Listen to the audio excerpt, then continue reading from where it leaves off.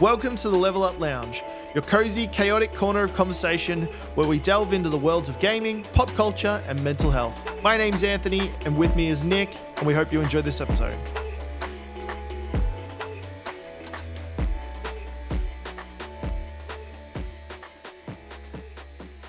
And we're on, yeah? Okay, beautiful. Welcome in, everyone, to episode 8. Oh, no, wait. No. Level 8. We're on level 8. It's going to take me a little while to get used to that. We're on level 8, baby. Level 8 of the Level Up Lounge. That was a mouthful, actually. Oh, shut up. And today we are joined by... Actually, no, let me... Good point. Let me point this out first. Different couch, yeah. Different couch. We're redoing the stream room at the moment, changing it around to make the podcast a little bit more easier. So we are on a different couch with a different background, but it's very temporary. So we'll be back to normal most likely next week. We'll see. No, we should do for every guest. Just have a different couch. A different couch. It's going to get expensive super quick. We'll just do that. That's the Instagram influencer thing I told you about the other day, where we buy the couch and return it. Yeah. Can you pass that over to... I forgot to pass that across. Here you go. With us today, this is a chaotic start to the stream. Just a little bit. But with us today is the wonderful and spicy Nicktacula. Or the spectacular Nicktacula. The spectacular Nicktacula. Thank you for having me, guys. No worries, dude. No worries. How are you? I'm good. Look, I feel like whenever I'm involved with anything, chaos follows. It's like tied to me, you know? Yeah, I will agree with that. I will agree with that.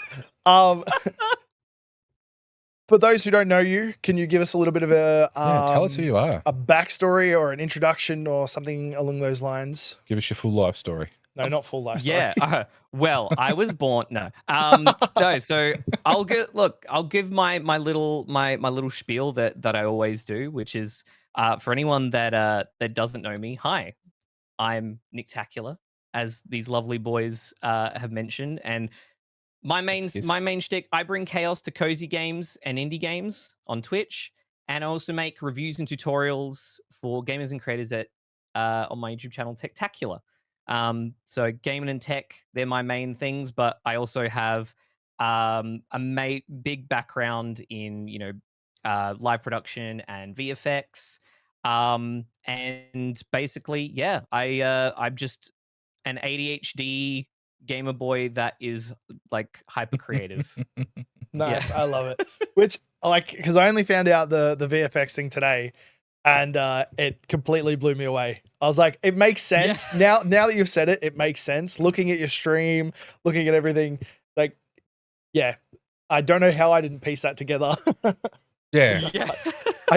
I literally came here today. I was like, guess what? Like, did you know Nicktacula's got a degree in VFX? And I was just, I don't know. I was like, heck yeah, that makes a lot of things a little bit more fun now, doesn't it? Yeah, well, it's literally, yeah, because we jumped on call, and it was literally the first thing you said, Nick. You're like, so I hear you do VFX. Yeah. Well, I said hello the first. way that you opened the conversation. It was really funny. But look, I'm straight to business, right? Yeah, straight to business. But no, it doesn't come up, like, it genuinely doesn't come up in conversation that often. And like, and I obviously don't hide it, but like, I don't also lead with it, broadcast it too heavily. I think I mention it in my Twitch bio, like on like a little line there.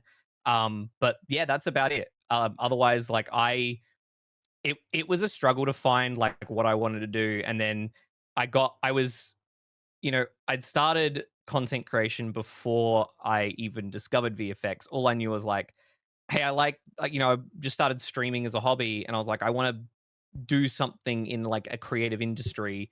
And my sort of pathways were like graphic design, which was like my first preference for TAFE, and then visual effects second preference, and then like just regular film as my third preference. And so I missed out on graphic design, but then got my second preference, and I was like, all right, we'll give this a go.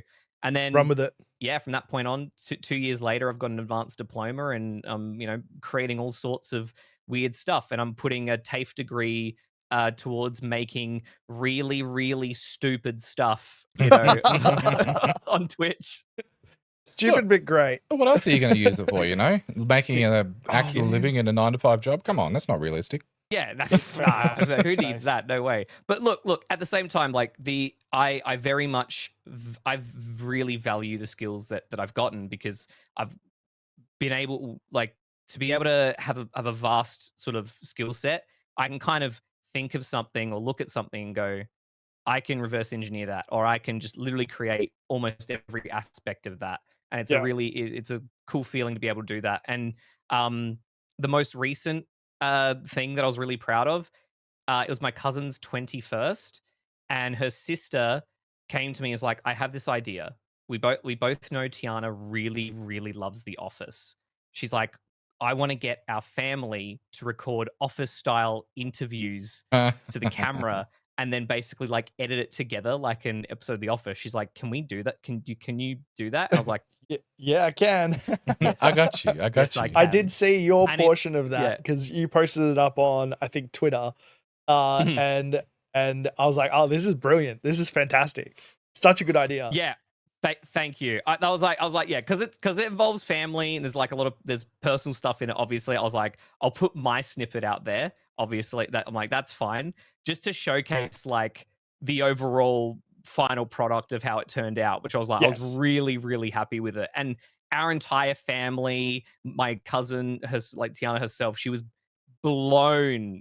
Like they were blown away at just the fact that this was even made the way it was. It's so good that so you can it's use really like a skill that you've learned through, you know, not just uni, but you've refined it throughout streaming as well, and you can use that in your everyday life. I don't think I've come to that point yet where you know, if someone says, "Can you come and help me with this thing?" I like none of my streaming knowledge will help me in any way, shape, or form.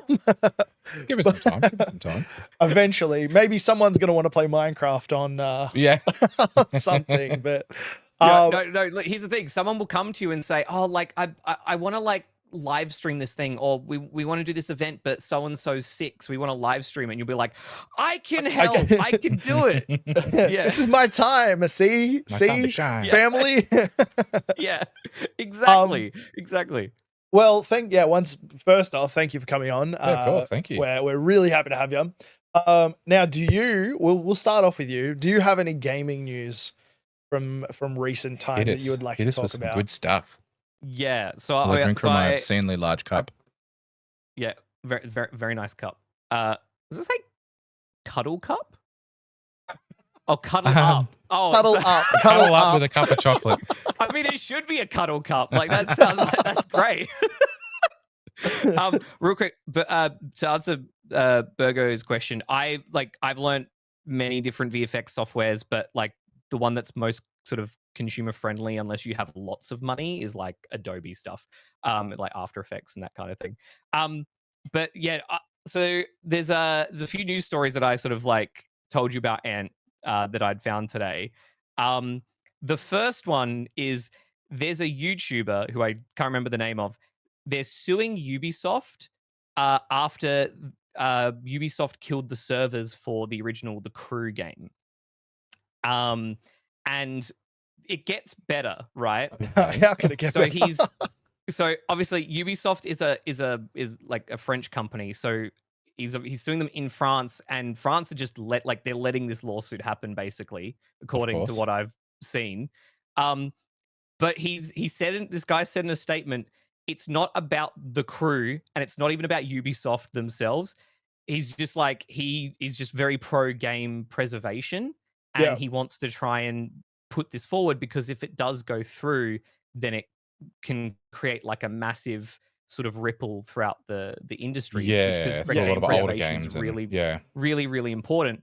But when I read that, my initial thought was like, this dude's literally going the Godfather on a giant global company going, it's nothing personal. It's just about sending a message. This guy's got some balls. It's like, the thing I think to take from there is if nobody does it, then nothing's going to happen, is there? Well, So exactly. somebody's stepping up and like, being like, Exactly. no, this is not okay. And especially how some of the dare I say larger game studios are going. They're not. You can, back maybe 10 years ago, you'd go, they do something and you'd say, maybe they just have to do it. Yeah. But a lot these days, it's like you can see they're not even putting effort in to hide it anymore. They're just like, let's just screw them over. Yes. Like, the crew is a little bit older. Yeah, the crew came out like 10 or 2000. So I'm not gonna lie, I don't know what the crew is. It's a racing game. Okay. Need for Speed style, but yeah, online good. multiplayer.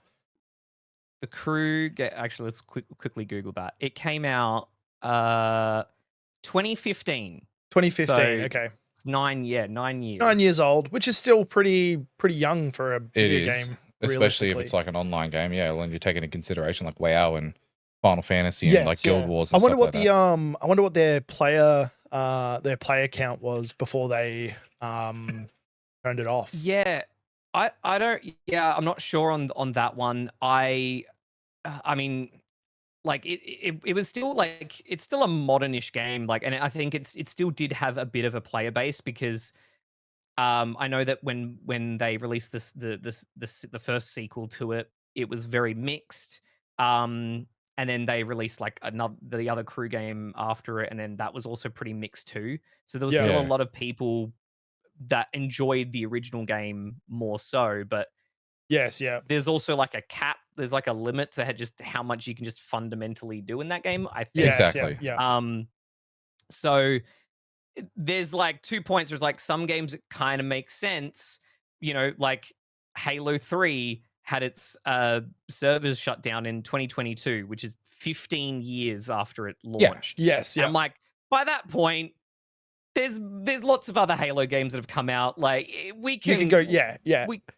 We can sunset it. Like, and most of like, them, that's okay. The newer ones do use some of the older maps anyway. So if you're worrying about online, it's like chances are you're going to be able to play in that map at some point in time anyway. They re-release maps. The thing with that as well is I'm pretty sure that you can use the Forge editor to import the older maps so that if you were to make your own maps, you can, drag them in and update them and then release them into the community anyway. So that is true. Yeah. The crew, we just had a look at some stats.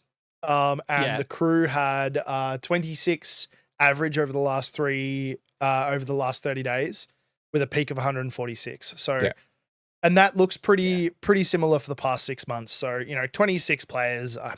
Yeah, I don't think a big company could justify keeping open a. Yes, that's like one server.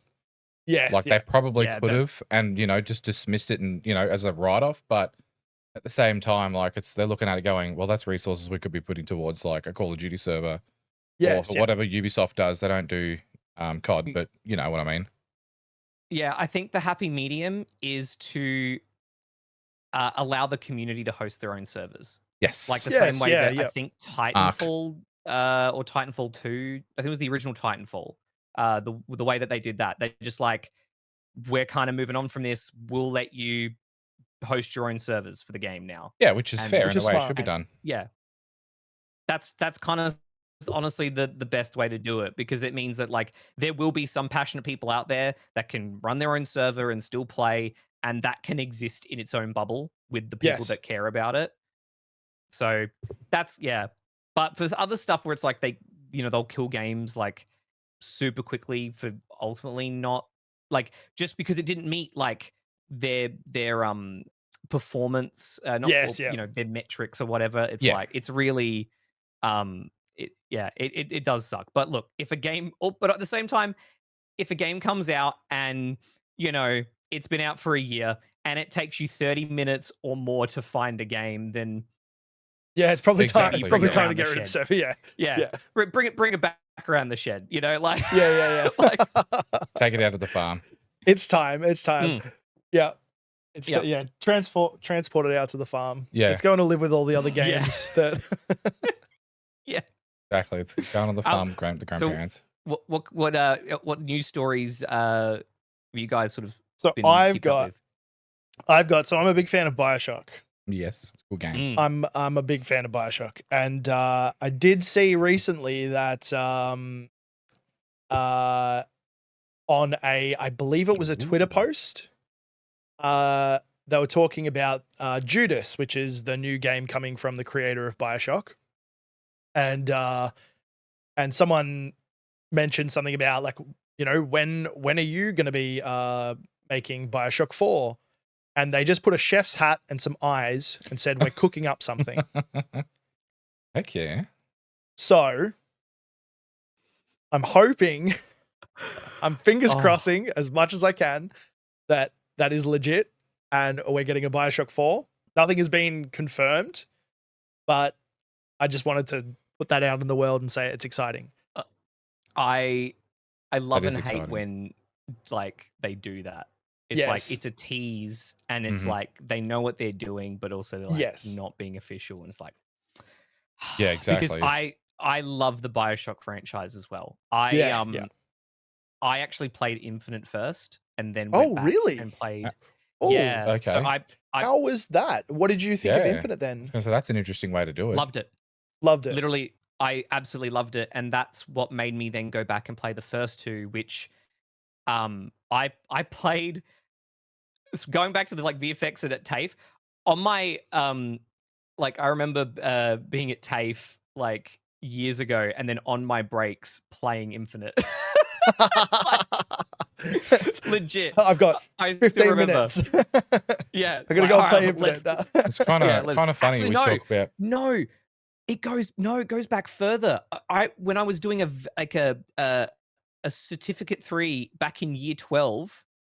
I remember, that's when it was happening. Yeah, no, this is going back way. Oh god, yeah, going way back. But then I went back and played the first 2 BioShocks on stream, which was a really, really cool experience.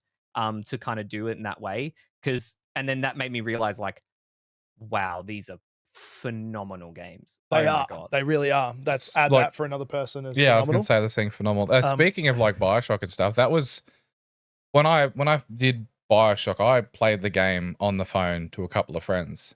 So it was my very first introduction to like YouTube and the idea of filming a game and putting it out there. Not that I did it, because I was like, no, that's not, I'm not funny enough for that. That's not going to happen. And I did a full playthrough of BioShock on the phone to these people, and got to the last boss fight and I died.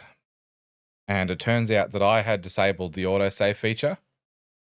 So it took me all the way back to the start of the game. And I was like, you know what? We're not going to play this again. It's such a good game. I had that cutscene where I think he hits you with the golf club if he beats you. Yes, and like he puts you out of your misery with a golf club. And I was like, absolutely shook. And then cutscene, loading, all that back right at the start of the game. And I'm like, are you kidding me? I just spent 8 hours playing this game. And I'm like, what? It's a fantastic franchise. I loved Infinite. Yeah, me too. Number 1 and 2 are definitely my favorites. I love number 1. I think 2 built on the story quite well. Definitely. Infinite, on the initial playthrough, I had no idea what was going on. And I think I was expecting there to be a link, like a hard, solid, definitive link. And I couldn't find it. So I was like, but then playing through the second time, I loved it. Absolutely loved it. I really liked the couple. The basically cosmic entities, whatever they are. Yeah. They're like right throughout the whole game, and like they got the scoreboard on their back. I cannot even remember their names. Like, no, me either. But I know they're like, or like you're running through that apartment and they're just in there. One of them's pouring him a drink, and she's like, "You better get going." And they're just teleporting wherever they need to go. And I love stuff like that in general. It's very Eldritch. So, BioShock 4, hopefully, fingers crossed. No, that'd be exciting. Yeah. Linked with that though is Judas, the new BioShock, BioShock clone style thing. They brought out a little bit of gameplay footage and spoke about we got gameplay sort of footage. what you can expect. And unlike BioShock with the plasmids, we're gonna have powers that can hack robots. Ooh. So the plasmids will be, so you hack your robot and you might get the robot to spill oil on the ground. So there's your fire combustion. Heck yeah. you might be able to hack it, and as it's moving around, you can cause it to combust or like explode, causing damage to your enemies. So there's a little bit more control in it as to what you do with your not a little bit more control. I shouldn't say it like that, because you could do that in BioShock, but it's just different. Yeah. It's different. It feels like a little bit more control because it's not. You couldn't make a robot oil on the ground and set it on fire, basically. Yeah. So it's a little bit more tactical by the sounds of it. Very similar vibes by the looks of it. And the story looks like it's going to be just as dark and just as interesting. So I'm really excited for that. Me too. I'm super excited to give it a go. And like, I love the BioShock games as well. Like, I don't think I like them quite as much as you, but I really enjoyed them. I love them. And like, I spent many an hour on the Xbox playing those in my back of my little shack that I had back in the day. You know, just chilling. It was actually, I was going to get it as my first tattoo. I was going to get Would You Kindly as my first tattoo. Yes. But so that would be really cool. I didn't end up getting it, and I don't know why. But I was like, from 15 onwards, I was like, when I get my first tattoo, I'm gonna, it's gonna be Would You Kindly. I was real cringe. I wanted a big set of wings. Did you say it like that as well? No, I didn't say it like that. I wish you did. Talking to my friends around the table, and I'm like, hey guys, when I get my first tattoo. I wanted the wings from Gabriel. Where? The movie. No, but where? On my back, obviously. Yeah, okay. Oh my god. Oh, look, I'm going to put it out there. I feel like you need to change that this year. I feel like you need to get that tattoo, because definitely. Would you kindly? Is a really cool tattoo idea. Across my forehead. I don't know. Yeah. What I initially wanted was the Eve. The serum that you get to get your powers. I wanted to get that needle with Would You Kindly wrapped around it. Oh, not wrapped around it, but over the top of it. Yeah. Yeah. That would be really cool. That's what I wanted to get. That sounds pretty cool. And also, yeah, I agree. The cat should, like, if there's a cat on screen, it needs to be acknowledged. The cat. Yeah, no, she's gone now. She's like left. She's like, bye. She's sensing that people can see her. Yeah. Yeah. Oh, it's food time. Yeah, the beeper went off. Oh, that's why. That makes sense. All right, what have you got? What have I got? No, you don't want to go with the other one first, or you want to segue from that into this into that? Oh, actually, yeah. Can we bring up your last point? Yes. Something I am very personally happy about, even though I have not played the original game, and I've always wanted to. But Knights of the Old Republic, heck yeah, baby, is finally getting, like, the remake is actually back. Like, it's they've come out and said it's alive and well after the very troubled, cycle of the game's development, and then Embracer buying the studio, then selling the studio. I love Star Wars, and I've always wanted to play this game because it has, like, it's revered as one of the best Star Wars games ever made. And definitely. I'm just so happy. Absolutely loved that game when I was younger, and played it on the Xbox, and then bought it on the PC. I've played it recently. Like, it's just one of those games that I will always go back to. Try and not have the mods work, and then just play vanilla. See, I want it. I never played it, but Burjo has been speaking about it for my entire life almost. And I recently tried it on the Switch, and it's actually not that bad. I did get to a point though where it got a little bit rough. So I stopped playing it. But I'm excited to hear this as well, because I would like to play it all the way through. Definitely. From what I have played of it, it is phenomenal. It is a world, like, just in Knights of the Old Republic, it is massive. The amount of information you can get from the Star Wars universe just from that game is humongous. Yes. And it blows me away to have a game of that age do so well, keeping me enthralled in all of that. One of the things that I can't remember if it's number one, but I'm really excited. A little bit of Star Wars, like they're going to be making the Revan TV show or movie, whatever it was, which is going to be really, really excited for that. So if they could time that to maybe come out at the same time as like a Coda, you know, release announcement, trailer, gameplay, whatever. I think that'll really, you know, if they can get their little heads around it, time it right, it'll just blow the game out of the water and people will be like, let's go. So it's an official announcement though, isn't it?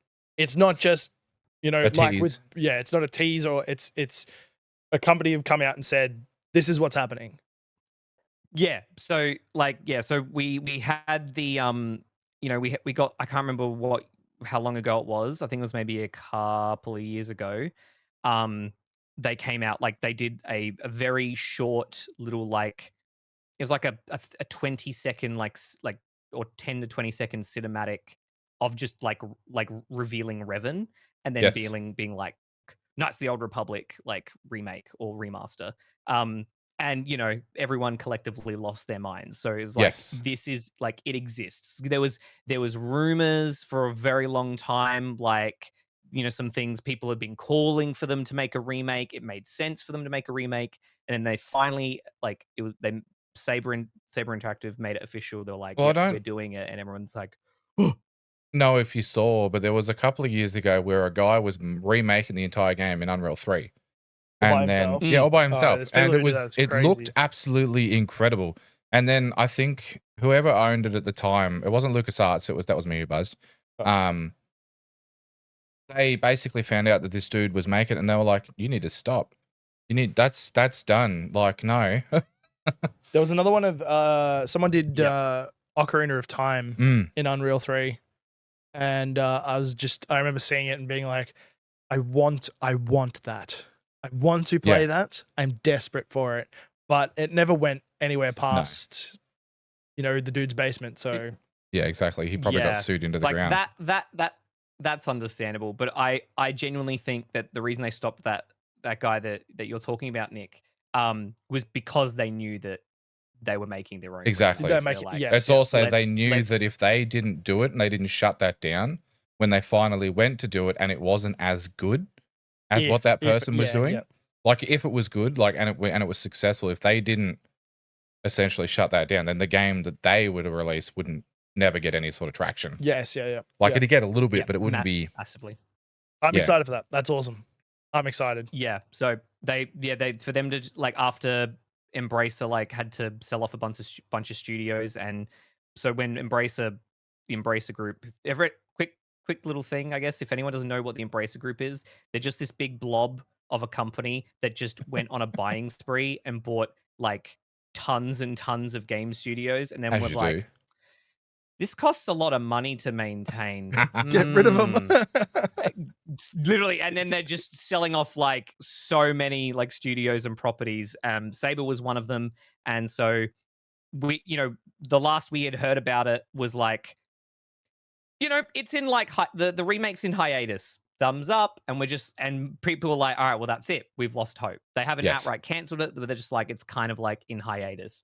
So then, for them to come out and like, they've obviously received support. It's alive and well, and I'm just like, cool. I'm just glad to know that. I will be patient. We will be patient, and we'll just we'll wait. We'll get excited. There. We'll get there. Yeah. So good segue though. My segue into that is Star Wars Outlaws, which is from what I'm reading here is going to be one of the first. Well, not. It's apparently the first ever open world Star Wars game set between The Empire Strikes Back and Return of the Jedi. And it seems to follow somebody who's essentially like, you know, some kind of low-life criminal, just working their way through the galaxy's crime and, you know, following them along their journey and stuff. And from what I watched the other day, like, it looks really exciting. Take your earbud out. Yeah, he went to the door before and it cut out. And it just looks really, really exciting. And like, I'm looking at some of the pictures and stuff on my phone, and I think it's up on the computer at the moment. And I'm excited for it because obviously it's a Star Wars game for one. And with the success of what was the game that recently came out? I can't remember the name of it. Survivor and stuff, like, this should do really well. And I'm pretty sure you can fly ships and stuff. And Well, that's the first ever open world, like Jedi Survivor wasn't. That's not open world. What do you mean that's not open world? It's not open world. It's very linear. It's like Mass Effect is not open world. Andromeda's open world. Mass Effect is only open world on the planets. When you get down to the nitty gritty of the story, it's very linear. You can't deviate from the story. You have to. Okay. Whereas the same with like Jedi Survivor, you've got a story that you follow. You could explore that little world, but you don't necessarily have side quests. You have to like go on through. Whereas open world is Skyrim. Yeah. Okay. Like that's a really good example of an open world game. Okay, I get it. If that makes sense. Yeah. You look like it can In be my opinion. semi-open world if like when you travel to the area and you can just go wherever you want in the area. But yeah, I think Jedi Survival is still like you go to the area and you're still kind of mostly linear where you're walking. Well, then I'm going to take it again. What about Coda? Knights of the Old Republic is technically an open world game, but at the same time, it's very linear because you've only got one real objective. Okay. So you have little side quests, but you essentially complete them along the way. My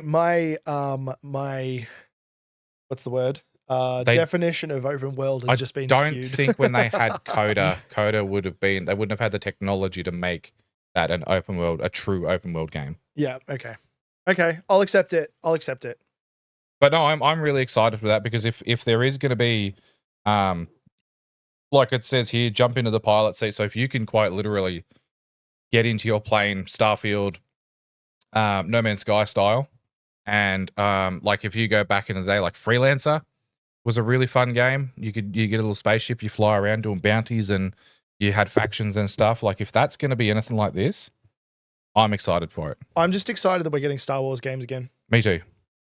Because it's been a while, and like I don't really care for the movies, but the games, and I think, I don't like that. It's probably more to the popularity of what Star Wars is becoming. Definitely, it's becoming a machine.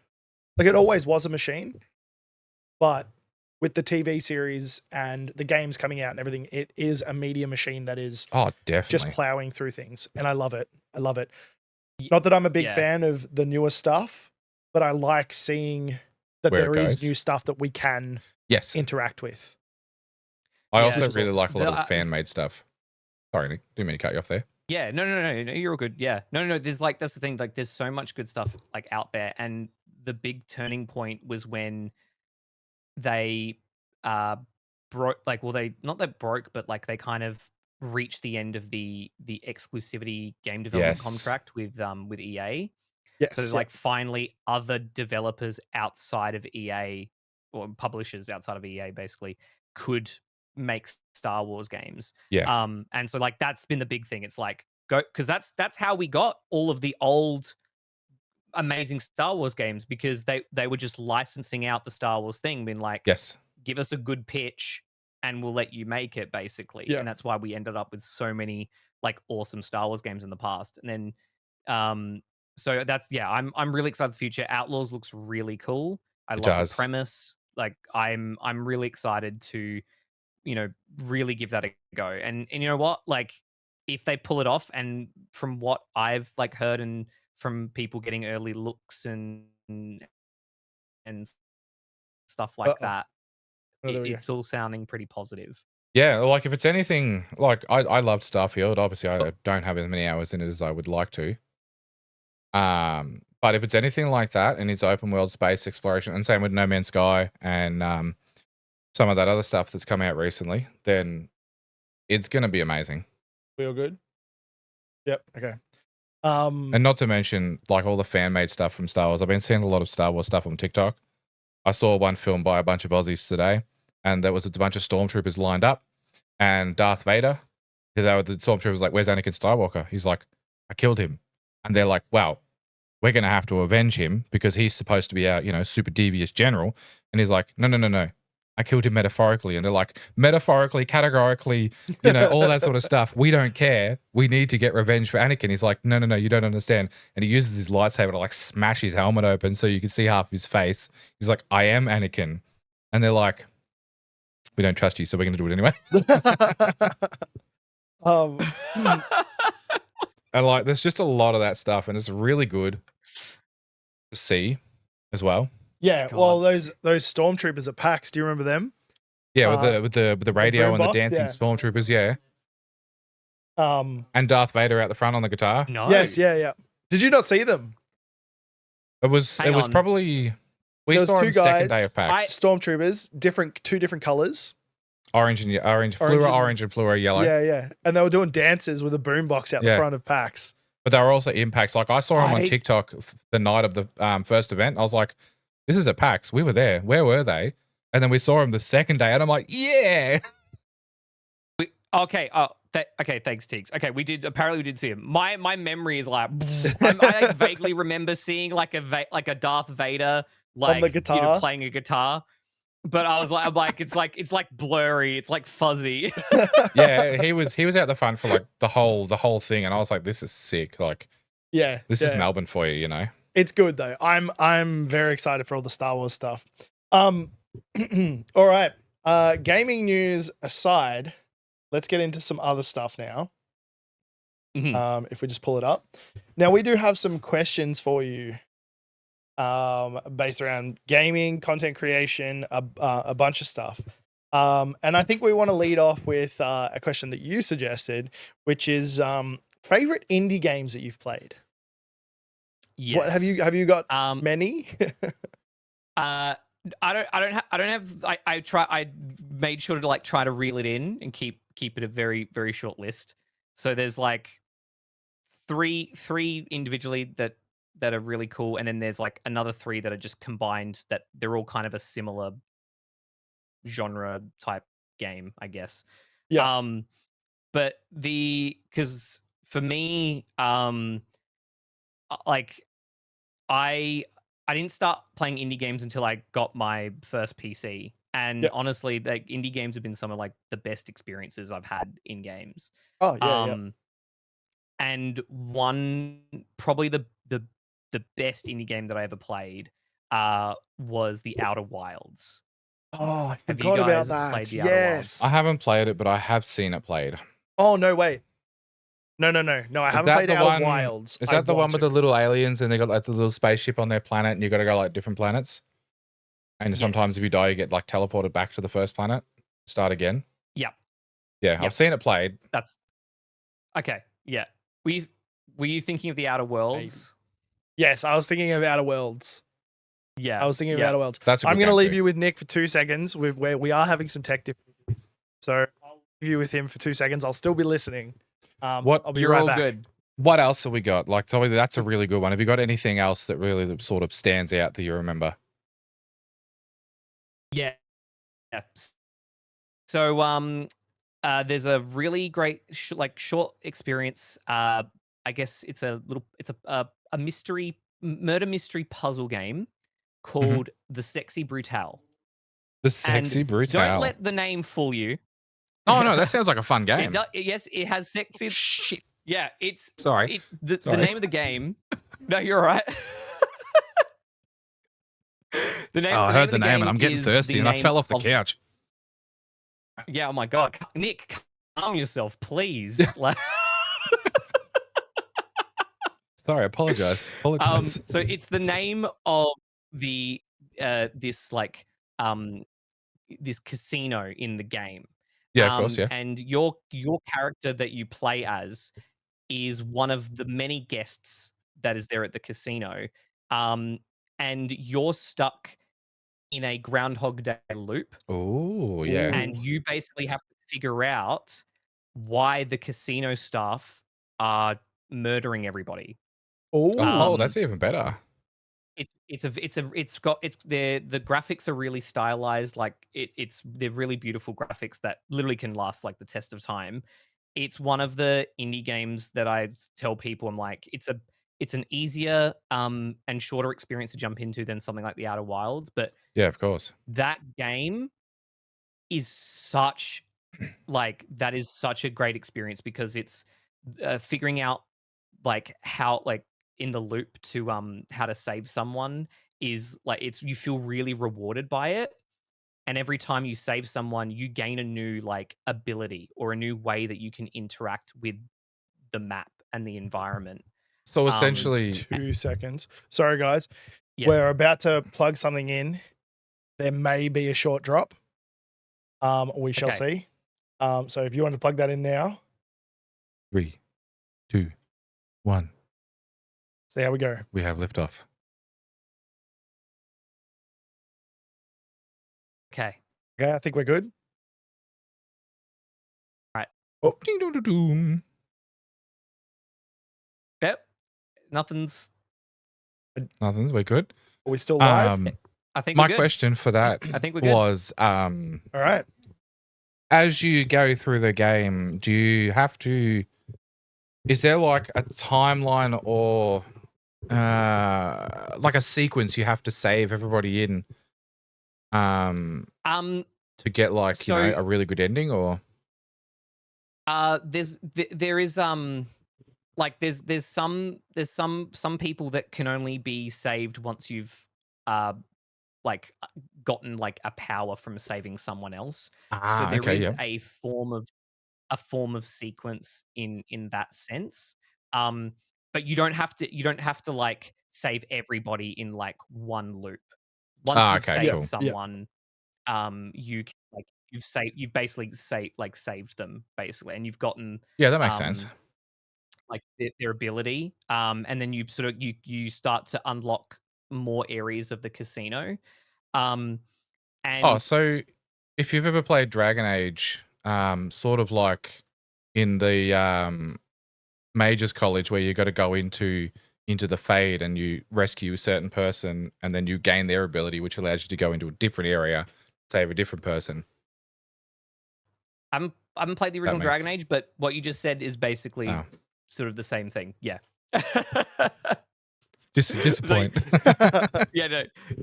But no, so that's basically how it works. And the reason why like it's incredible is also spoiling the game.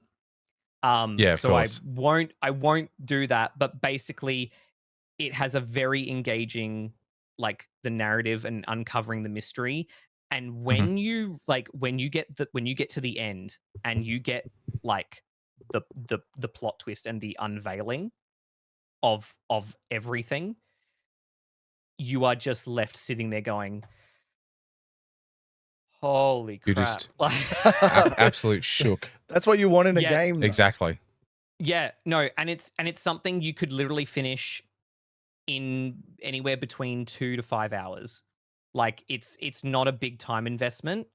You can just pick it up and finish it in one or two gaming sessions. And I genuinely like I don't push games like onto people like really hard. Like I rarely do. And it's one of those games I'm like, please do yourself a favor and play it. Give it a shot. Yeah. Yeah, we might have to check it out. It delves into some like really like real themes as well. What was the name again? Like Sorry. The Sexy Brutal. I'll type it in chat because the spelling can be a bit weird.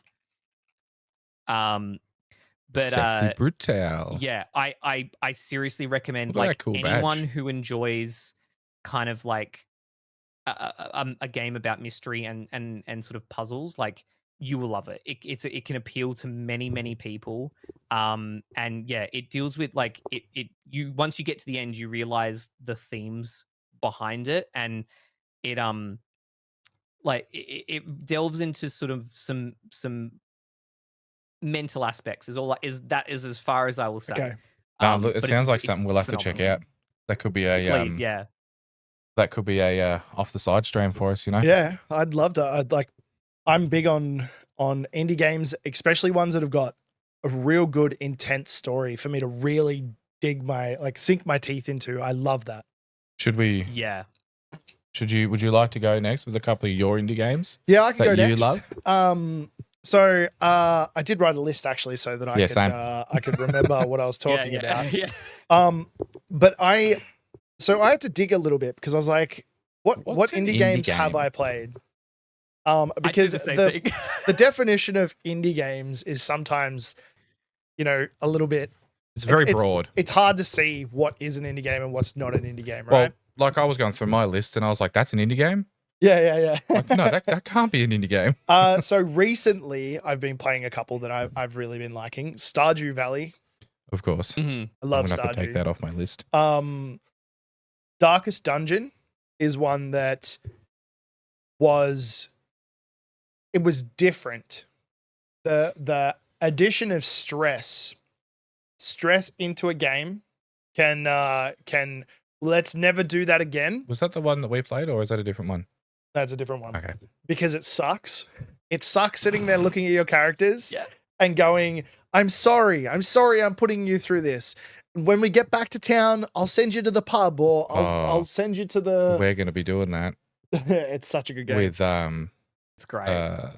the zombie game. Oh yes, yeah. They have stress levels, remember? And it's phenomenal. So that's a really good game. And I've been playing Slay the Spire as well, which is Nice. a little bit more of a casual card fighting game. But my favorites, it always comes down to, once again, story, but making me feel things. So This War of Mine is a favorite of mine. Never played it. It's like Into the Dead. So similar style. It's fantastic because it makes you feel things that you don't want to feel. A video game should not make you feel. Yeah. But Yep. in the way of like this is phenomenal. Yeah. It's like a base management game where you have a couple of characters, you've got resources that you have to manage. It's a post-apocalyptic world or post-war world. And you've got to go out, gather these resources, bring them back, and make sure you can look after your survivors, as well as fending off maybe some thieves or bandits or whatever. And overall, it's a scenario, so you've got to hold out until a specific thing.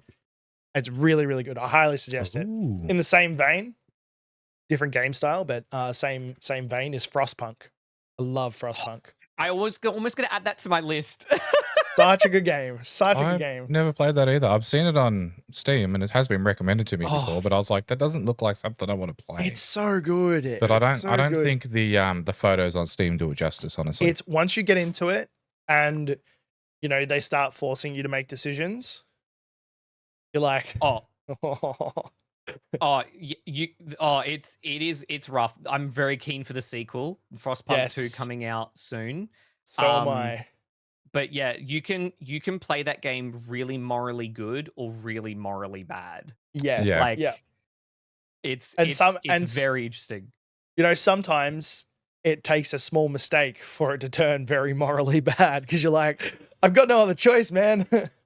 I got to do this. It's like, you guys want to eat? Okay, well, we've got to get rid of all of this stuff. Yeah. Sorry. Yeah. You want to keep the heaters on? Send the kids to work. Yes. Yeah. Child I'm so keen for Frostpunk 2. I've been watching all the stuff for it. I'm pretty sure there's a demo coming out soon for it. I can't remember exactly when that is, but I believe there's one within maybe the next month. Yeah. So I'm keen to give that a shot. I was planning on doing a video for it actually. Because it's such a phenomenal game. I'm happy that they are doing a second one because I didn't think it was going to happen. Okay. So it hasn't got anything about a demo, but July 25th, 2024 is our release. So not that long away, actually. Okay, yeah, not too far away. No. So that's awesome. I've got a bunch of others. They're my main two. Notable mentions are Astroneer. I played a lot of that game. Don't Starve. I played a lot of that game. Same as Oxygen Not Included. And We Happy Few. I never got the chance to play We Happy Few, but everyone said it was received very well. Give it a shot. The story, once again, like I'm not going to say anything about it. It's great. It's great. It looks great. I agree. All the other ones you said were like ones that I absolutely agree of, and I was like, I can't make this list too long. Like, yeah. That's why I picked two to speak about properly, and then I was like, I just needed like notable mentions. Yeah. So we're gonna see some big differences here in between our lists because some of the games I'm a little bit iffy on what the definition of indie is, and some of the games that I like, I would consider them to be indie, but like at the same time, are they? So for me, there's 2 or 3 that, you know, I always come back to, and top of that list for me at the moment is Terraria, because I've got billions of hours in that game. Like, it's just, I don't know, dare I say it, phenomenal. Like, the modding and the community behind it, the YouTube community, it's all absolutely amazing. And, like, it's just a lot of fun. And there's so much replayability between the different mods like Calamity and the Spirit mod and just some of those things. Like, it's just great. And that's like, it's up there. Then, you know, you've got games along the lines of, you know, Stardew and all that. One of the ones that I'm not sure if it's an indie game is My Time at Porsche. I wasn't sure whether it was. Along the style that's of indie. Dinkum and all that. It is? It is? When I found that, I loved it. But you're seeing a trend here. Mostly survival farming, resource gathering, games, yeah, because, you know, which is what you're into. What did we play last time? Nightingale. Exactly. Another indie game that's a survival resource gatherer. And you know, and then to cap it off, because your Starbound is up there, but that's Terraria-esque. Yeah. Nice. Scrap Mechanic. Yes, yeah. Yeah. So I haven't played it, but I heard you and Burjo talk about it. Absolutely love it. It's a little bit iffy at the moment because the developers are trying to develop and the community's like, we want it, but the developers are like, it's not ready. We want to make it perfect, and they're like, we don't care, we want it. They're like, no. And but like me and Bojo have got, you know, heaps of hours, and Sane over there as well have joined in. And sorry, I didn't mean to close that. You wanted That's that, right, yeah. But it's just, you know, things like that. The resource gathering, like I was obsessed with Harvest Moon. Growing up, that was not necessarily an indie game, but like that's what I feel has led me into, you know, the likes of Stardew, My Time at Porsche, and that style of game. Yes, yeah. And I tend to gravitate to those more than I do other games. Yeah, look, I mean, I find myself playing a lot of those. I agree. As well. I'm similar. Yeah, like for me, like Stardew was like a big one. I'm like, I've played a lot of Stardew, and I really love Stardew. You know, it's one of those games you can always come back to, and every time they release an update, you can like literally play so much fresh content, and it's great. Yes. Like some of some of my honorable mentions were like Terraria as well. I've played hours and hours and hours of Terraria. Such a good game. No Man's Sky, like I know it had a rough start, but like No Man's Sky was amazing, and it's become such an amazing game now. And they're still updating it. Yeah, they are. I haven't played it still putting since, insane amounts. They're still trying to make it perfect. Like they fumbled that hard back in the day. No, they didn't. No, okay? like they had in the eyes of the community, they fumbled it hard compared to all that sort of stuff. I played it when it first came out, all right, and I loved it. Yes, it wasn't exactly what they said it was going to be. Yes, there wasn't a lot by way of some of the things you could do, but I played hours upon hours of that. It wasn't necessarily a dig because I enjoyed it as well. But looking at the updates that they're releasing and when they release the game into it's so much better than what it was. Different game completely. It is a way better version of what we were initially sold. And they oversold a few things, which is like what people had an issue with. But like, I mean, look, small studio, Sean Murray, he's not PR trained. He's just a dude that like makes games. You know? And so so I played so much No Man's Sky, and especially when they brought out like a year later and they brought out massive updates, I put like heaps of time into that. So I really love that a lot. And also, look, Minecraft technically was an indie game before Microsoft bought it. So I think Minecraft's just a given for pretty much any millennial ever. So, you know. Yeah. So there's like honorable mention to Minecraft. But like, another one, like a few others that I sort of really, really like a lot. So, and Teague's mentioned it in the chat too, Valheim, which like I really, really enjoy Valheim a lot. And I think that like a lot. I really of the need joy to do in that more game, of that because I did enjoy what I played. Yeah, and a lot of that joy comes from like playing with people. Like I think the biggest fun in that game is playing with people. And then there's so there's 3 games that can all be defined the same way, and it's Journey, Inside, and Planet of Lana. I forgot about those. I I haven't played the extra. I've played Journey though, don't even know and what they are. Mhm. it's like an atmospherical narrative journey that is just beautiful, stunning, and the soundscapes are Is that amazing. sort of like that To the Moon? Oh, I'm so glad you said that. I haven't seen that one. I loved that game. It's very, very this game. It's very atmospheric. Like it's not, I wouldn't call it slow, but like it's very, it's seamless. It transitions the whole way It's through it. It is absolutely that's why I beautiful said game. it's a beautiful journey. Like, with Oh, all the games, Nick, they're I am like you move through this amazing landscape and interact with this amazing story, and it's just stunning. Absolutely sorry, stunning. there was a little bit of drop out there.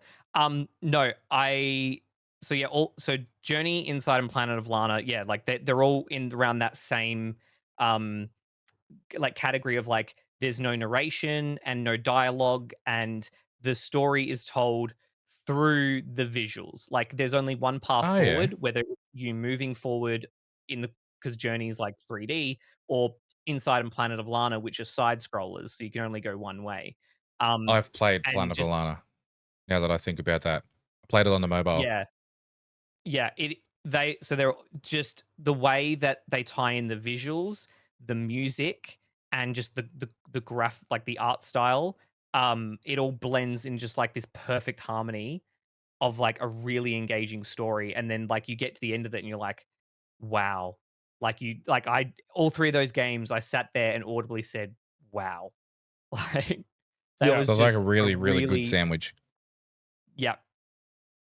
Yeah. You know, your first couple of bites, they're like amazing, taste buds firing, and then you get to the end of the sandwich and you're like, that was good. I could go for another one of them. That was great. Yeah, exactly. Real quick, I just want to say, Nick, I appreciate you so much right now, because it is rare to find other people that know and have played To the Moon and the It's a series of great games. game. It is it's God, it's like the thing was literally made in like Game Maker, right? Yeah. But it has incredible writing, incredible like character development, and a thoroughly like engaging story. The cat's back. It's Hi, a good Pixel. it's a back. good game. It is. And have you ever? So you haven't heard of To the Moon at all? I've no. So Sane just brought it up on the screen. I've never heard of it nor seen it. Okay, yeah, it's honestly like it's a game that you will not forget playing. It is just like there's few games you can So just fairy. finish and be like, that was just beautiful. And Yeah, this is a game that's one of them.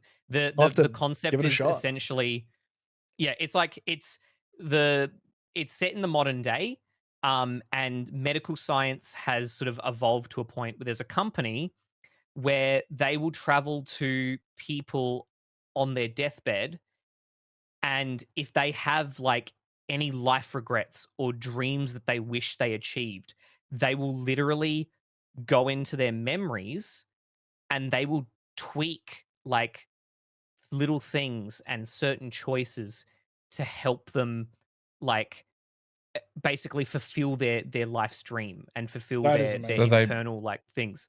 basically, they put them under a genjutsu. A what? A what? What?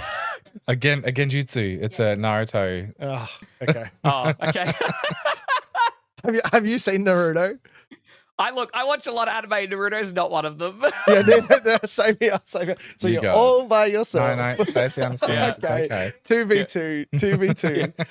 But it literally it It's a delves good into game. some really crazy like life like kind of choices, like these what right do these people have to make major changes? Like they're altering someone's memories, and they're gonna die remembering these certain things. Like it's a very it gets a little heavy, but it's like it's wow.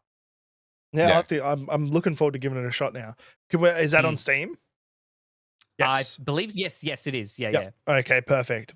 I'm patting her like I'm a super villain. yeah. Mr. Bond. I've been expecting you, Mr. Bond. Are there any games that you're looking forward to that are coming out soon? Yes. Aside Yes, from the ones we've already spoken about. Yeah. So there's there's 3 that I've picked out. Pokemon Legends Zeta A, so excited. There's a game called Mouse, which looks like it's like the 1970s, like kind of Mickey Mouse aesthetic, but like it's like a I did see first-person that shooter. actually. I Yes, did, yeah. yes. Yep. That looks fantastic. And one of the coolest games I discovered that doesn't have a release date yet. It's called Snackoon. Yeah. Snackoon. Okay. Snackoon. You play as a raccoon in a like a heavy dense city, and it's like a stealth game. You have to sneak in and like find snacks because they've like banned and outlawed Yes. snack foods. Yes, And I so did see you have this. to like literally sneak in, find where they're selling snacks, take them, and it's so good. There's a point in the trailer where you the raccoon picks up a smartphone and then it's looking at you through the smartphone camera and it's just running around like. Did you see the game that's being developed that takes from the perspective of a raccoon? Basically similar to that, the humans are like, no, you're not allowed to take the trash, you're not allowed to go through the bins, you can't have the snacks, and it's like raccoons going along and we're figuring out how to use weapons and build traps so that they can break into these people's houses, take all their snacks, and stop the humans from stopping them. No? No? What? Oh, I saw it on TikTok the other day. Like that. I can't remember what it was called, but it was like these raccoons, like, teaming up to stop the people from taking their snacks. And I'm like, this looks amazing. When you add an animal as the main character of definitely. anything, I'm in.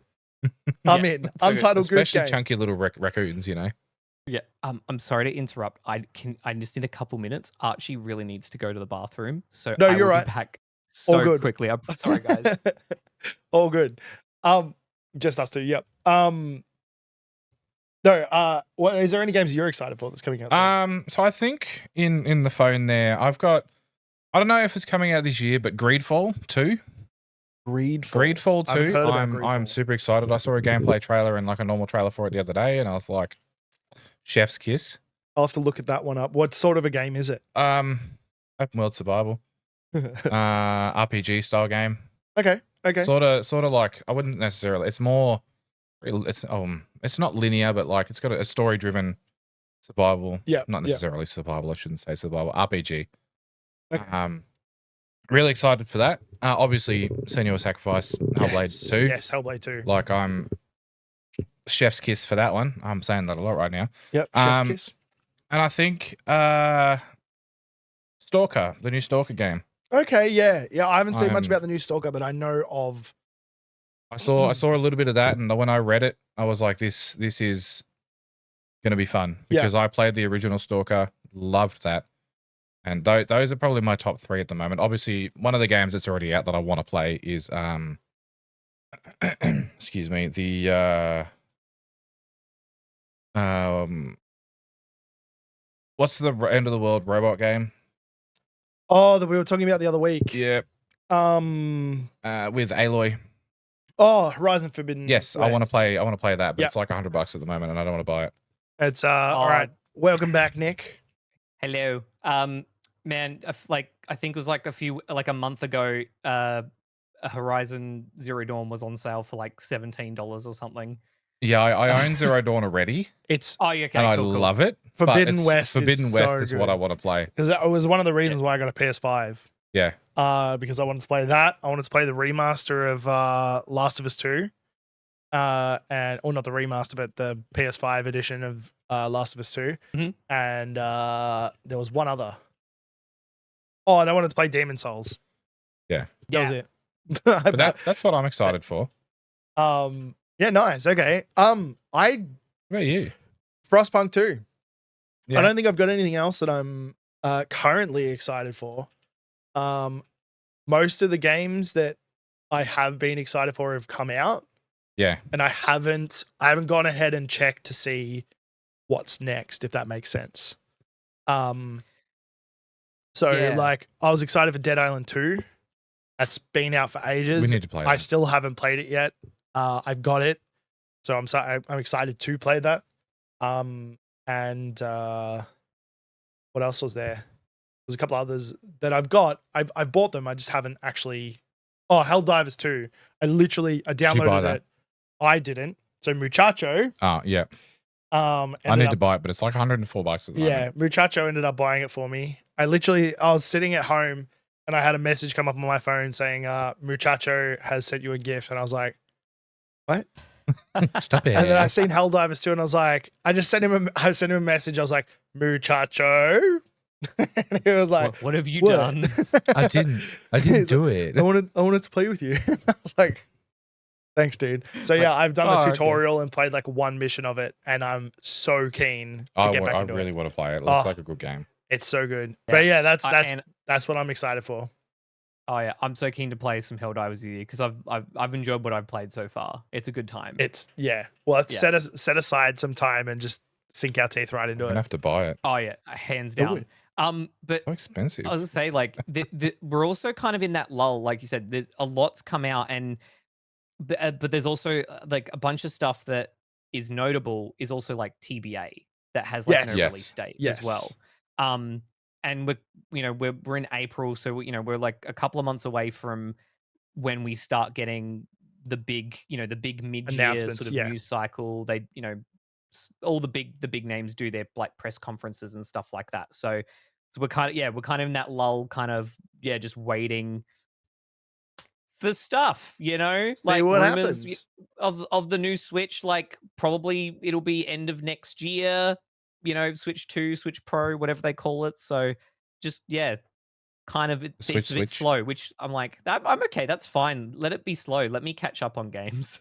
Yeah, I'm still waiting for the I'm still waiting for what's the next. So we had Pokemon Direct. What's the next one? The big Pokemon showcase. When's that? That's towards the end of the year, isn't it? So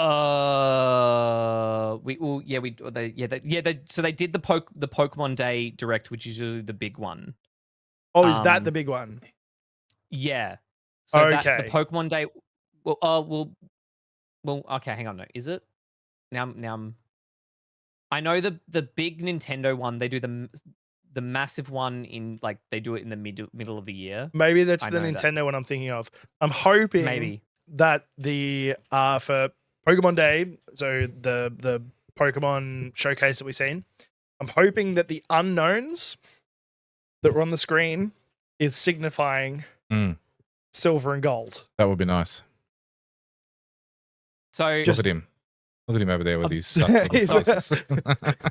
I'm sorry to burst your bubble, but the unknowns that they were showing, it was just like an anagram of like Pokemon Day or like that's so rude. Yeah. But I'm just like, okay, hear out my thought, all right? So the unknowns came in at silver and gold, right? So prior to silver and gold, we didn't have our unknowns. So having them as a focus in the thing, maybe just maybe let a man have let his a brother dream. Okay? Let him dream. Let me dream. Look, I'm huffing as much copium as you. I'll just say that out loud because I was watching that. I remember just being like we're seeing unknown. Like what? Oh my god, what does this mean? Why are they zooming into it? Like I'm like when they had all the like the unknown there, we're like, oh, what does it say? And when people were trying to work it out, we realized okay, it wasn't really saying much. But you're right, like it could be a tease for something potentially. Who knows? Like please. when they released the new Pokemon Snap, right? After like they brought the original Pokemon Snap to like the emulation on the Switch, and then they're like, oh yeah, and there's a new one now, and everyone's like lost their minds, and they've been bringing more and more older games over to the Switch. So I'm like, look, Pokemon Stadium 1 and 2 are on there now on the N64 thing. So I'm like, there's Maybe. potential for a Pokemon Stadium 3. Yeah, yeah. But I am still waiting for them to be like, here's all of the original Pokemon games and the remaked Pokemon games like on Switch, full emulation, have fun. Go. Yeah, yeah. I hope. What they're like, yeah. I'd love that as well. Yeah, definitely. That would especially as my daughter's getting to that age where gaming is starting to become a thing. And she has asked me to play some of the Pokemon. And at the moment, she's still learning how to read. So I'm like, you kind of need to know what the attacks are before like to be able to do them. But I would love her to experience some of the old ones as well and move through. And this might just be maybe a silly idea, but I'd love for her to move through in the same way that I moved through. There's nothing silly about that. Nothing silly. Like, I know there's Let's Go Yellow and all that sort of stuff, but I'd love her to experience Red and Blue. Yes. In its simplicity. And then once she gets to the newer games, she can appreciate the newer games for what they are, rather than seeing the newer games and then going back to the old games and going, what? Yeah, definitely. Yeah, and then especially if you know, I grew up, I don't know about you, but I played Pokemon Blue and Pokemon Red on the Game Boy Pocket, which didn't have any color. So it was literally red. Yes. Or blue. Yeah. Whereas when the Game Boy Color came out, you had with the 16-bit screen or whatever it was, so you could actually play Pokemon Red and Blue in color. Yes. Yeah. So like if you could convince her to play like that and get the full nostalgia, like that would be cool. She already picks up my old consoles and she's played the NES. She played Kirby. She got past the first world. She needed some help on the boss. Awesome. She got past the first world. That's right. We all need some help sometimes. Got like 3 stages in or something like that. So she does love retro games already. I think because she watches me play a lot of them. But I'd like her to, the same thing. I'd like her to sort of push her gaming through retro into current gen as well. Obviously, a lot quicker than what we had to. No, of course. Like the question is, how did we get here? To this topic. I don't know. I don't know. Yeah. I'm like sitting there going, what were we just talking about? What's up? Yeah. Oh, games coming out. I'm going to suggest a quick thing because I think you're all getting the same as me. Nick, you happy taking a very quick break? I need to go to the toilet and I think my left leg is going stretch. And then when we come back, we'll talk a little bit about content creation. Yeah, all good? Sounds good to me. Right. So guys, we're going to take a very quick break and we'll be back in let's say 5 minutes. Yeah. If that. BRB. And we're back. Okay, sorry about that, chat. We had to get up and have a bit of a stretch and go to the toilet and all those bits and pieces, but we are back. And we are going to go into some game trivia, which has become a thing that I'm trying to keep in the podcast as much as I can, but I'm finding it hard to find questions actually, funnily enough, that aren't like ridiculously insanely hard. So fingers crossed. This is nice and simple, but the general premise of the game is it's going to be the Battle of the Nicks. Nice. And that's not going to work, is it? It's a good game, a good name, isn't it, Nick? When you know the answer, you got to say your name. Well, we could be Nick 1 and Nick 2. This should be interesting. So I've got 5 questions. Each question is worth a point. There is one where you can gain multiple points. Okay. And the winner at the end receives not in pajamas. a nice crisp high five. I'm half in pajamas. You're in half in pajamas. This is my. I just want to show off my shirt. I dressed for the occasion tonight, so I'm ready. I love it. Ready to go. Let's get Super Smash, bro. I love it. Oh, all right. Nick 1 and Nick 2. Never mind. Okay. Yeah. I'll leave. Are you thinking what I'm thinking, Nick 1? I am thinking what you're thinking, Nick 2. It's game trivia. Are we ready for Ants game trivia? Oh, here we go. Right. We need a dung dung dung dung dung dung dung. All right, question number 1. What was considered what was considered Nintendo's first game to be released? I don't know. Jeez. Can I? No, because like, Oh no. wait. Oh. Is it obvious? No, I got nothing. Got nothing? Like I can take a stab in the dark, but Yeah. yeah. What do you want? Kirby. No. This one's a hard one. Okay, we're starting off real hard. I apologize. Was it Metroid? No. No. Okay. It is a game, and like I said, considered to be released. Okay. It was an arcade game called EVR Race in 1975. Basically, there would be horses going around on this screen, and players could bet on which horse they thought was going to be the winner. How old do you think we are?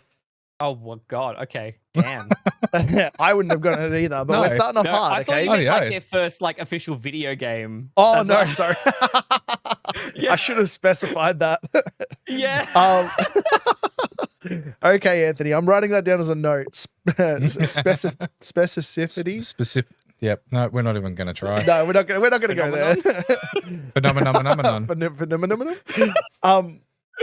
All right, question number 2. So this is a multi-question. You guys could get multiple points from this one.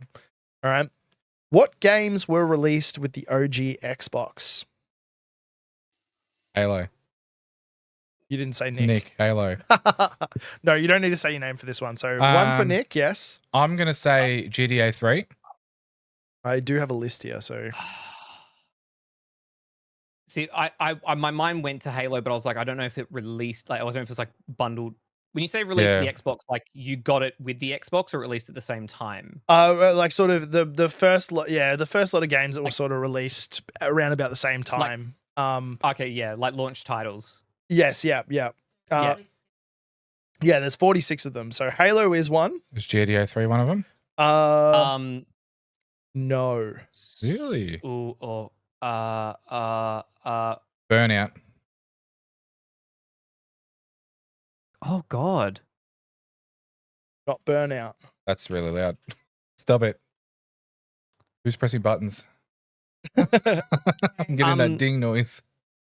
Oh my God. Sorry. I am like, wow, this is really testing. I mean, there was a game that I I don't even remember how old I was when it Time Zone or Time something, because I bought it when it was coming out. And then there's Peggle? There's a Norse theme game that come out with it as well, but I can't remember what it's called. I'm not seeing a Peggle either. Although I feel like, wasn't that in the bundle? Yeah. Was Peggle in the bundle? Peggle came with the Xbox, like already inbuilt into it. Or at least the one that I was that had. the 360? Might have been the 360. It was a 360. Oh man. Yeah, we're talking about the original Xbox here. Jesus. Yeah, I know. This is like, it's hard. It was like, it's so, that's like well before I was like Dragon Age. No. Right. I think I was like, was it 5? I was 5 or something. I don't know. We'll move on from this question, but I'll give a couple. All right. We've got Amped, because it came out with a lot of sports games as well. Okay. Oddworld. Abe's Odyssey. No, not Abe's Odyssey. Munch's Odyssey. Fable. How could I not say Fable? freaking Fable? Oh my God. Yeah, of course. Damn. What an idiot. Blinks. No, I don't know if what you that know is. that one. I've heard of that. Yeah, that's like the cat. Conquer. Right? It's like, yes. Yeah. No, it's the mouse one. See, I played so many hours of Conquer. Conquer. What's it called? Yeah, it's the second one. Yeah. It was horrible. Oh, I was saying, Like, the it was original so Conquer was like bad. N64. Yes. Yeah. Like Voodoo Vince. The Conquer game was What a name. disgusting. It was so good. Half-Life. Counter-Strike. Yep. I was thinking Valve, but I'm like, did that launch? Like, did that launch with the console? Kingdom Under Fire. The Crusaders. No, I don't know that one. And Forza. Of course. I wanted to say Forza, but I'm like, no, there's no way that launched. Like, this site that I've got it on is basically titles that came out early Xbox. okay.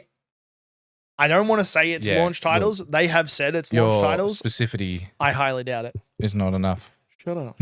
Shut up. All right. Well, I think I'm just going to award. So we're 1 for 1. Yeah, one point each. All right. Hey, that sounds good. One for one. Oh, I thought you said you're going to award him another one. I was like, what? You didn't even guess the right one. Yeah. All right. This one should be pretty easy. All right. Oh, here we go. What game released in 2000 by Will Wright seen the player control characters to do mundane things in life? Pick.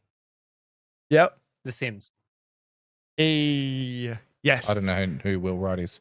That was a control characters.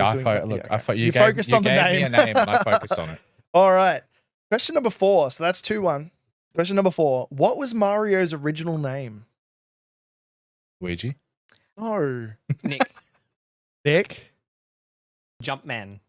Yes. Yes, I didn't know that. Bonus points. What was the first game? Mario. The Adventures with Jumpman.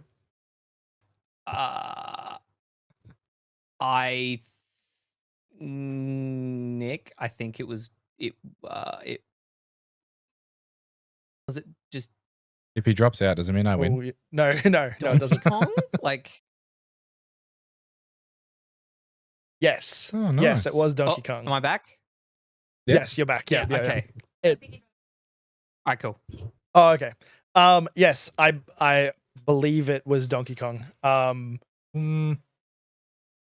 Yeah, look it up because there was a because wasn't Donkey Kong technically like an arcade style game as well? Yes, yeah. Donkey Kong was the arcade one. Yeah.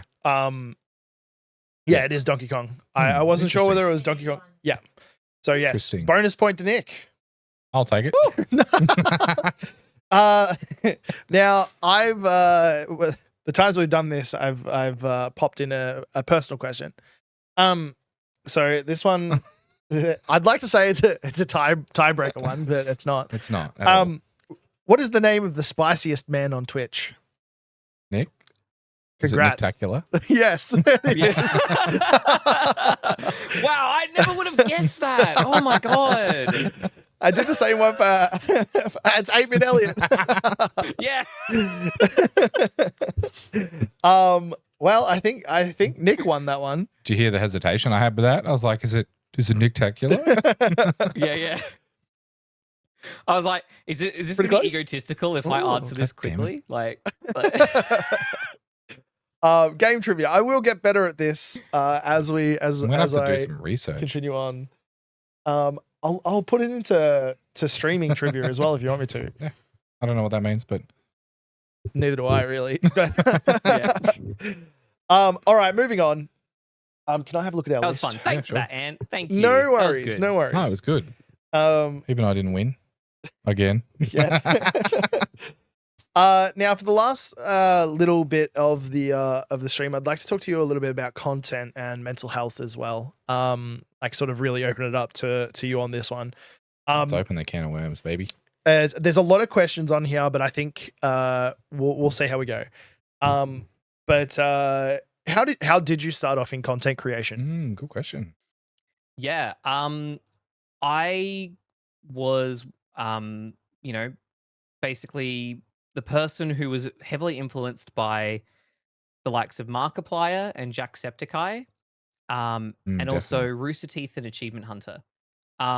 They were my sort of like the biggest like kind of content consumptions, like around that time, going like my sort of all through my high school years, basically.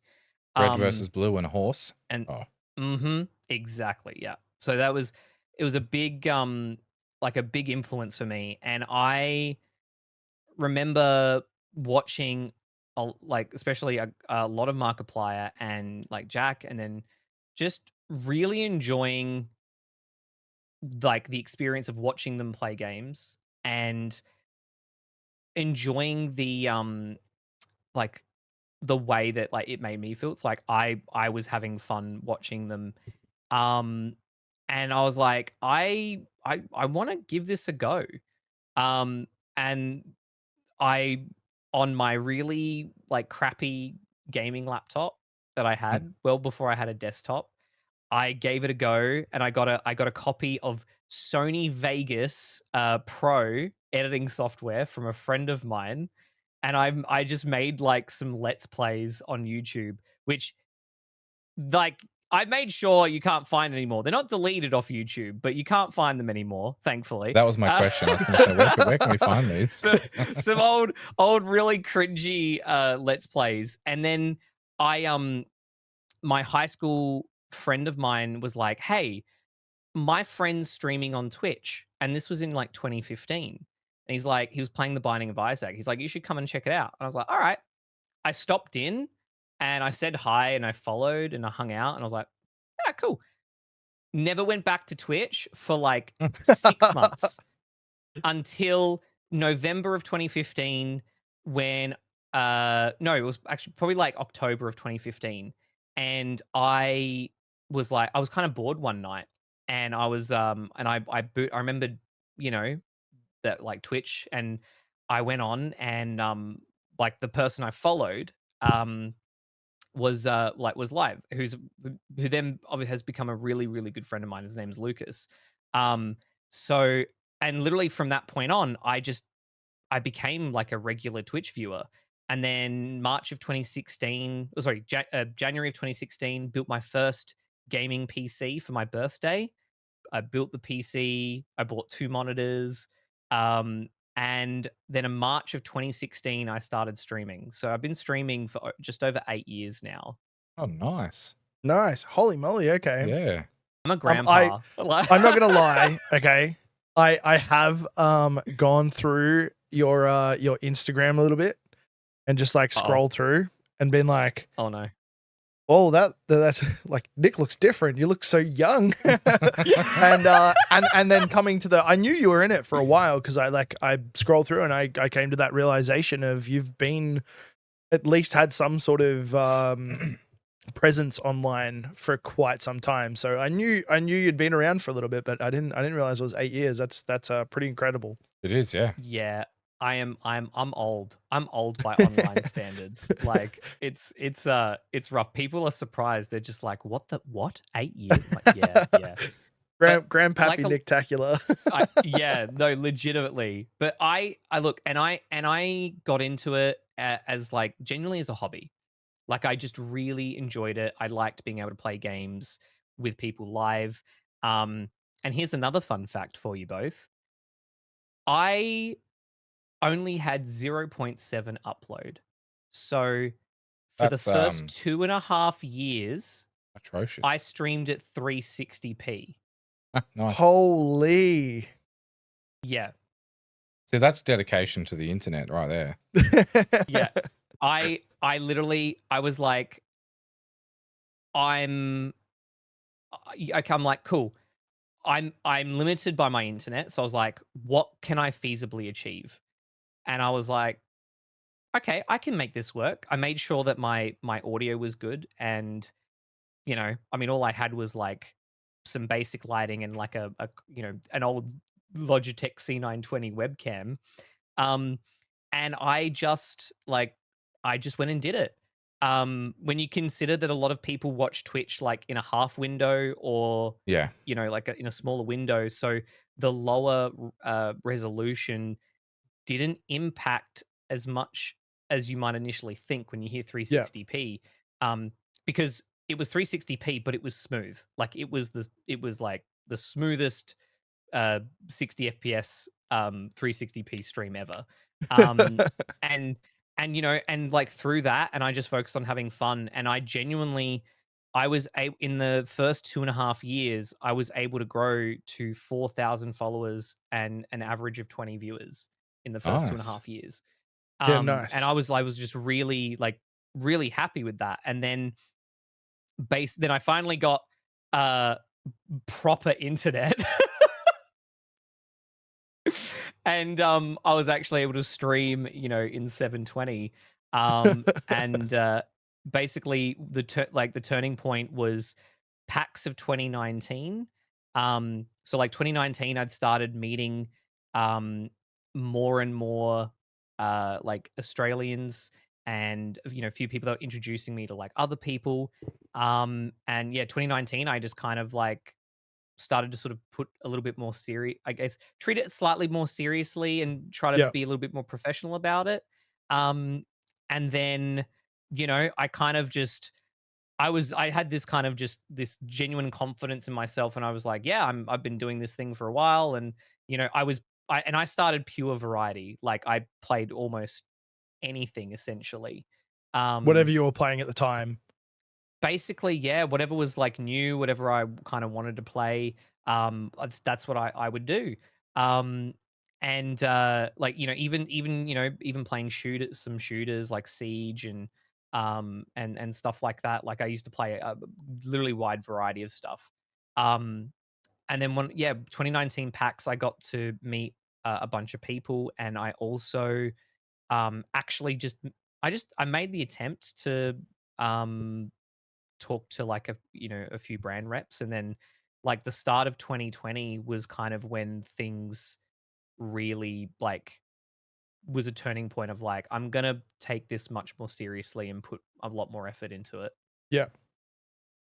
Yeah, well, on that note though, so I haven't been on for as long as that, but I'm going into my 4th year this year, and I never really thought of it as a full-time thing, or not a full-time thing, but putting more effort into it, I should say, until I spoke to where it was actually PAX last year.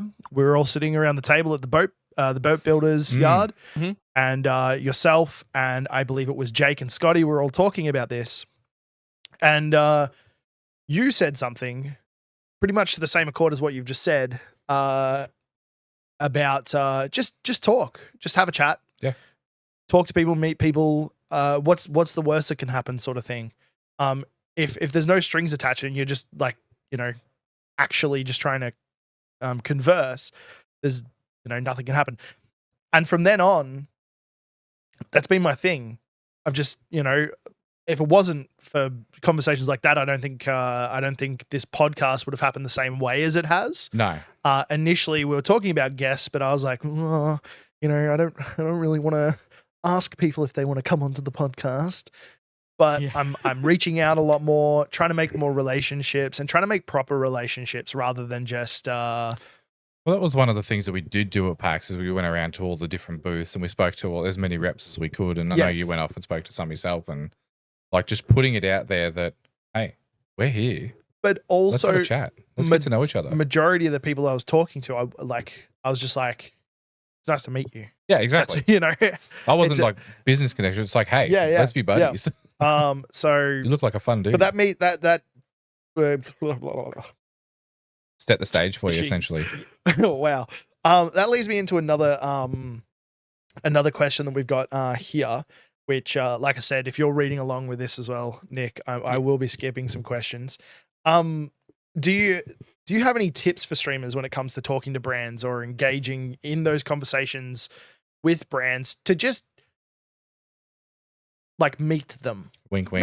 Not saying we need advice. No, not saying in the way of like trying to get anything out of them, but just getting on talking terms. Yeah. Yeah. Becoming friends. Real quick, I just say I'm like, thank you for sharing what you did, because I'm really glad that you took a lot of value for that and you just took it in your stride and have gone out and done what you've done. So like massive props to you, dude, and like to both of you guys as well. Like you should be proud of what you guys are doing and achieving. So I'm really glad that it's gone super well. So just wanted No, it wanted to has. put that out there. It's it was a big turning point for me. I literally came home and spoke to my wife about it. I was like, I think I want to actually do something a little bit more with this. It's also been a little bit more than we were expecting it to be, honestly. Yes, yeah. Which is a good thing. Which is good. Like that's not a bad thing. That's a good thing. The best feeling. That's the best. Exactly. Thing ever. Yeah. But yeah. To touch on your question, like at the end of the day, like you said, it is genuinely about just building genuine relationships, genuine connections, right? Like a brand rep or someone who represents a developer or a publisher, like um you don't have like there's no point there's like thinking that you have to hide the fact that you're like wanting to know them because you want to work with them. So like you're trying to like just you're like trying to talk to them, get to know them, and then you try to like be like, oh yeah, by the way, and I kind of I do some stuff, like Yeah. that's like you don't have to play like I think is the biggest misconception sometimes like initially is that like you don't have to play coy. You just kind of be honest. You're like, oh hey, like I'm so like this is me. I'm so you introduce yourself, talk to them, and you just talk like just being genuine. Like they know that they are a representative from the brand that will talk with potential clients and Yes. influencers. So they're expecting people to reach out to them, Yeah. right? Yeah. So like and once you sort of like once I personally like realized that, it almost just made everything easier. Where it's like I could go and talk to them and they know straight away like cool, all right, they're a creator or whatever. But then the conversation or like their perspective changes from, oh yeah, this is just like this is just a creator trying to like get some free stuff, or they don't care, they just want The the payout. luxury value, the payout of it, Yeah, right? of course. Versus someone who's just genuine about who they are and then wanting to talk and and being really engaging. Like it's like personal skills are needed and valuable, and Yes. and Yeah. so that's why some people um can struggle because they haven't figured that out yet, or and that's why other people can actually they are managing to work with more brands and stuff because they're able to like get over that kind of mindset of like, oh, it's okay, like I'll tell them straight away who I am, and then I'll want to actually get to know them, right? It They're like also they Oh, sorry, yeah. I was just going to add to that. It also takes out the awkwardness, in my personal opinion. If you're upfront with it, prior to it was you again, actually.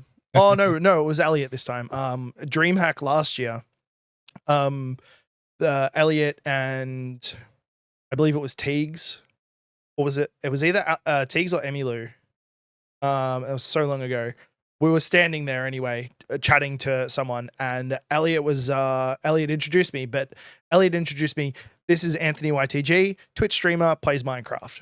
And then the person introduced themselves to me. I'm such and such, and I do this. And I was like, nice to meet you. Awkwardness is gone. Yeah. It's done. Mhm. Straight There's up. no, It's done. hey, how are you? Yeah. It's done. It's a little And no, that was a different one, Teagues. That was PAX, you with different. yeah, that was at PAX, and I was also thrown off by that as well. You were like Anthony YTG, and this is, and I was like, oh, once again, awkwardness is gone. Yeah. Yeah.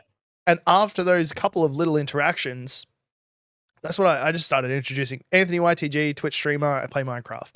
And they'd be like, oh, okay. And 9 times out of 10, I felt a whole bunch better going into the conversation, doing that, leading with that, than not leading with that. It makes it so much easier. I feel for it myself, really does. it helps that I work in customer service at the moment. So like you have people come up and it's like, hey, how you doing? What do you want? Yes. Yeah. Yeah. It's like, what can I do for Straight you? to the Like, point. exactly. It's like, what are you in for? Let me see if I can help you. And then, I take that sort of thing to outside sort of stuff. And I personally think I'm a reasonably personable person. Like I can talk somebody's ear off for hours and I'll walk away feeling fine. They might be like, what is that going on? I feel good though. And like, I feel like last year at PAX was good because like I personally stepped out of my boundaries when it come to the cosplayers. Like I love cosplay. It's amazing. And I think for the first day we were walking around and I'm like, that's amazing. That's amazing. And it's like, go talk to him. I'm like, no. They don't want to talk to me. But then I saw, it's my profile picture on Facebook at the moment. I saw one of the aspects, the dragon aspects from WoW, Alex Straza. And I was like, that is amazing. Yeah. Full dragon, like the human version. I was like, I really And we walked past her, and I was like, all right, cool. And then I was like, no, you know what? I need to go back. I need to put myself in a situation, be like, you look amazing. Like, this is phenomenal. Like, and from then it was just, I saw Evangelion. We saw a Officer Jane, and like they looked amazing. And then I went and talked to. There was a Mercy. The Liliths. Oh man. I just and then from then it was just I popped that bubble and I'm like you I'm going to talk to all of you. Yeah, and like, you just lead with it. Awesome. Because and you know what you every time like you're going up to a cosplayer and being like you fucking rock, like you like just look amazing, like that their day's made. Yeah, like, it's what they're doing. It, been like, they're they're making these things for them to look good. So for someone to say, hey, that looks good, they're like, heck yeah, it does. The only one that I didn't go up to was the Mercy, because just getting photos done. Oh, she was getting photos done, and I was terrified because out of all the Overwatch characters, Mercy's the only one I play. And like, I've got all of the pops of Mercy, every different costume that they released with the pops. I've got a couple other things with Mercy, and it's like, no, I can't. But all the other ones, I'm like, I love all of you. Follow you all on Instagram. Let's go.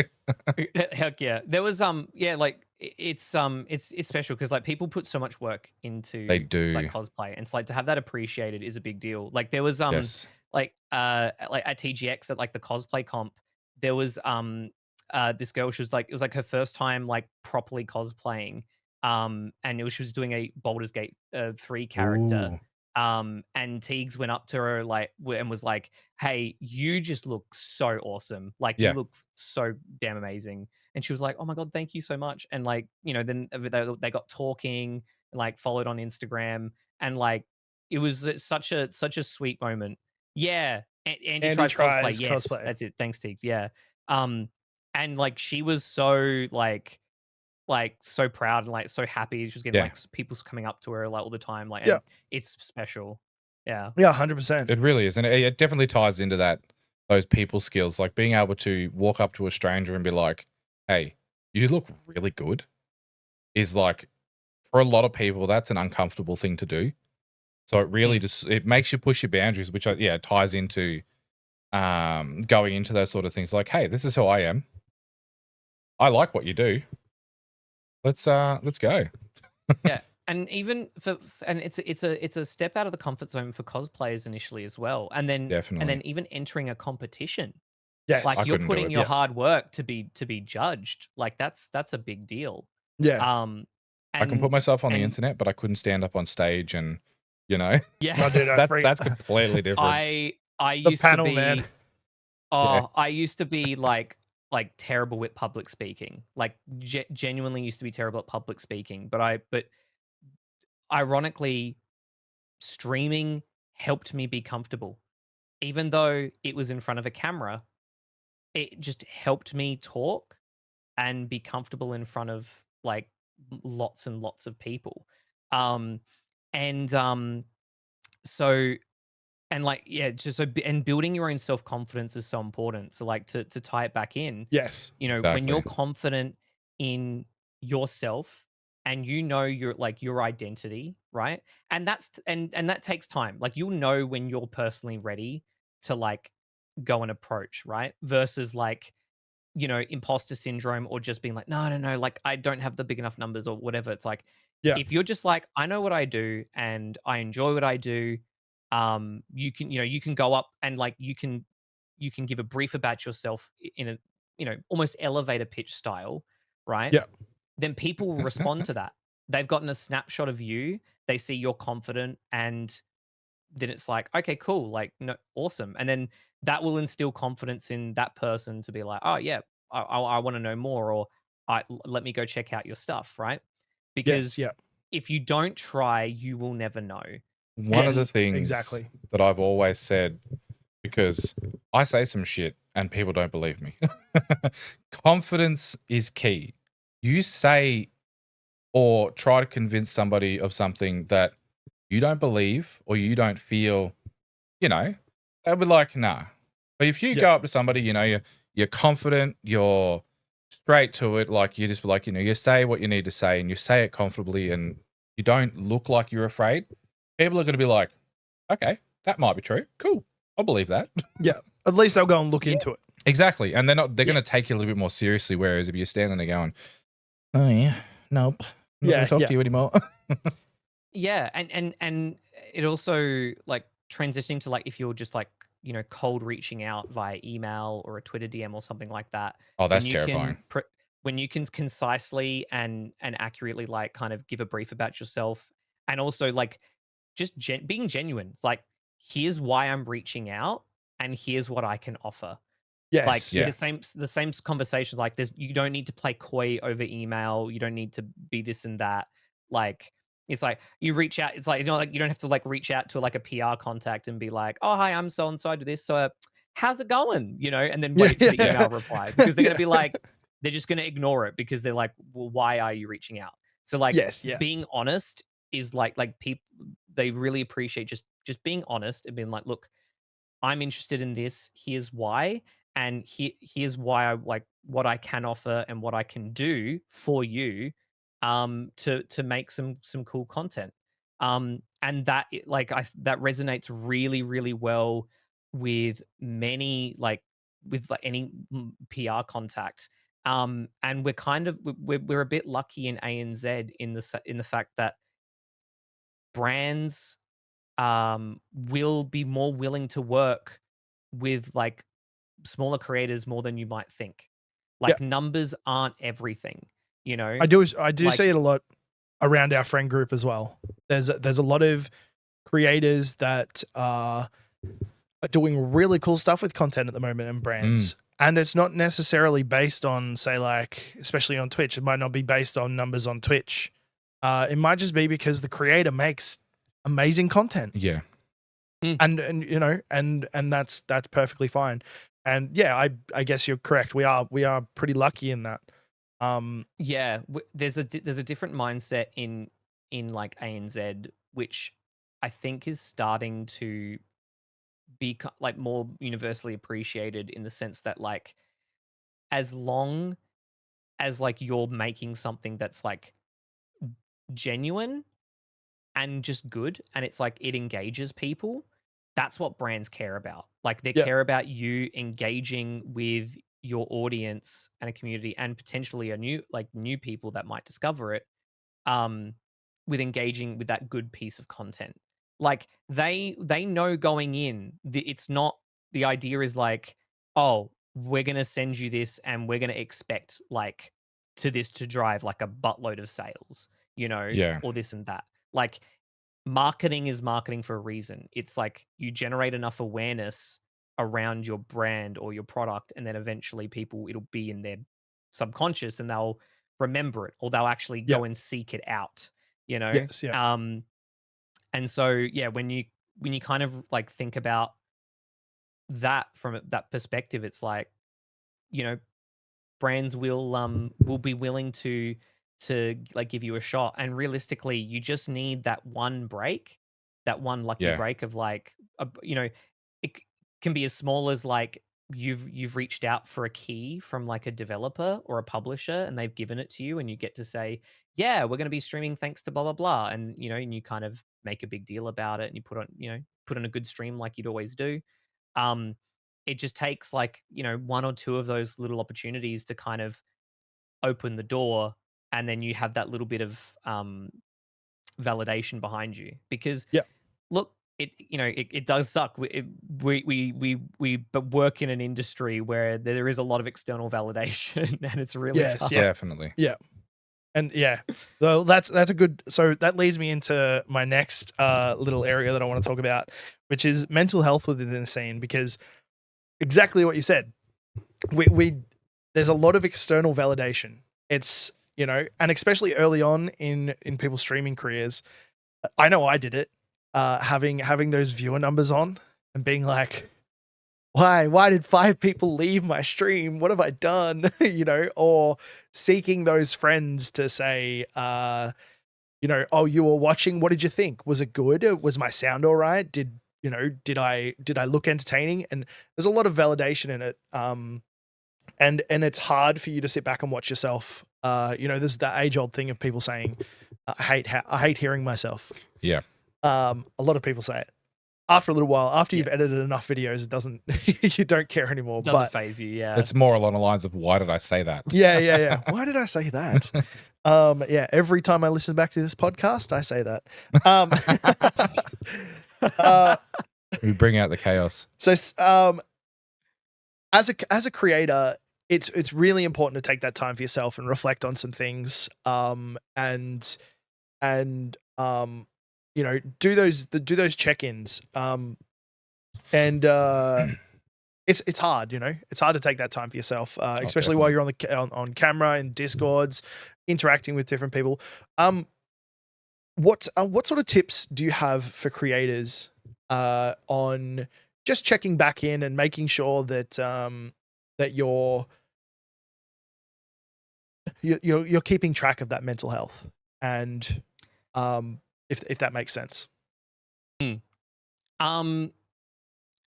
Honestly, there's so many factors to it. You don't know how to identify burnout until you hit it the first time.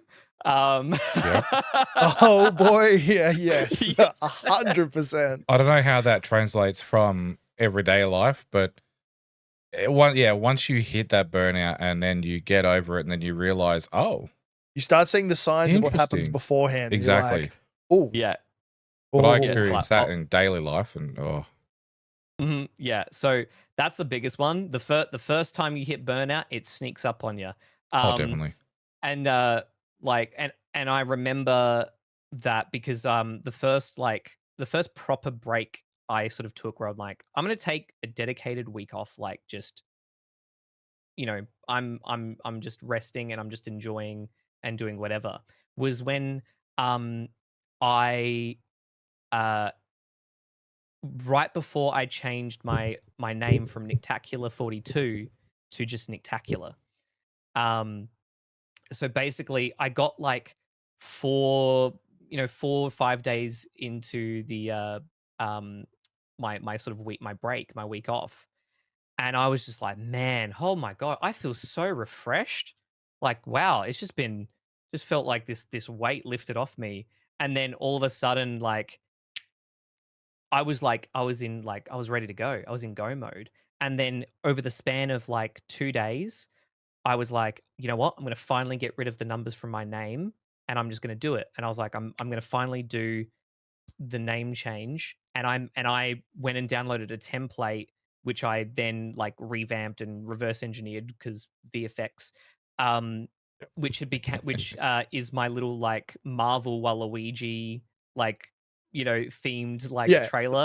That's what I was telling him about.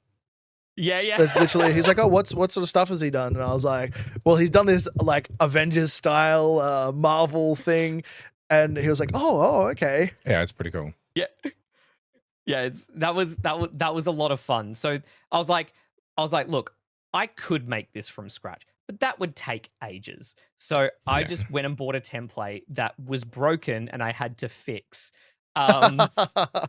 So because the original like creator of it wouldn't reply to my email, so I'm like, oh God, I'll just fix it myself. Okay. So yeah, I made that, and then I posted that. That was the unveiling of the name change. It was like I was like on the Sunday, I was like, bang. I put through the name change. I changed all the names like on all the socials all at the same time, making sure that it was available everywhere. And then I posted that video being like, it's a new me. And so yeah, like it basically just goes to show, like, when you give yourself that rest, that you will come back so much more refreshed and so like just really ready to tackle on with fresh ideas, and you can kind of just really focus on what you're doing. And so the biggest thing as well is like is fulfillment. Like, are you like genuinely enjoying the process? Are you enjoying what you're creating and putting out? Are you feeling fulfilled? Because if you aren't, you need to sort of figure out why. Is it are you not happy with the final product? Are you not enjoying one of the processes? Um, or is it just is have you just got a lot going on in your life and it just feels like a lot of pressure at the moment? Like whatever the reason may be, it's like that's kind of the big point is like, do um am I feeling fulfilled with what I'm doing? I think it was LJ, maybe, Right now, I am. that was talking about lots of people want to become content creators, and but they don't like creating content, Mm-hmm. and the burnout hits super quick because they're like, all I want to do is hop on Twitch and play video games and get paid for it. But it is so much harder than that. If you don't enjoy, 3/4 of that process, the burnout's going to hit hard. Yep. And if you find editing to be an absolute slog, and you're sitting there going, 5 minutes into it, and you're like, oh fuck, I wish I could just not do this. Maybe I'll just pay for an editor to do it. Well, probably shouldn't be editing, right? And Yeah. and there's so many different parts to it, and it's not something that you can just go into and be like, well, I mean, some people do. Some people just fall into it and they go, oh, this was easy. But for a lot, it's still a very hardworking job. And if you're not passionate about it and you're not having fun, it's just going to be so hard. It's just a job. Well, yeah, it's just a job. If you're not having fun Yeah. with it, it's literally just a job. Yeah. And straight up. And the thing is, it's like this is one of those industries and those jobs where if you aren't enjoying it, right, you're not putting your all into it, and that will affect the final product. Like Yes. people will sort of respond to that in sort of like in whatever way it is. It's like if you're trying to like make a video and you're just like, I hate every like part of this process, then it's like people may struggle to engage with it. I was gonna say, chances are people aren't. If you're not enjoying it, then people aren't going to enjoy it. Yeah. Yeah, it's like you have to personally enjoy like the outcome. Like if you can, if you as long as you're finishing a stream, like, and look, it's not to say that you end every stream going, that was great, or you make every video and go, that was great. Like you're gonna make bad stuff. Like you're gonna misstep. Like It's everyone inevitable. makes mistakes. Everyone goes through the journey like that, right?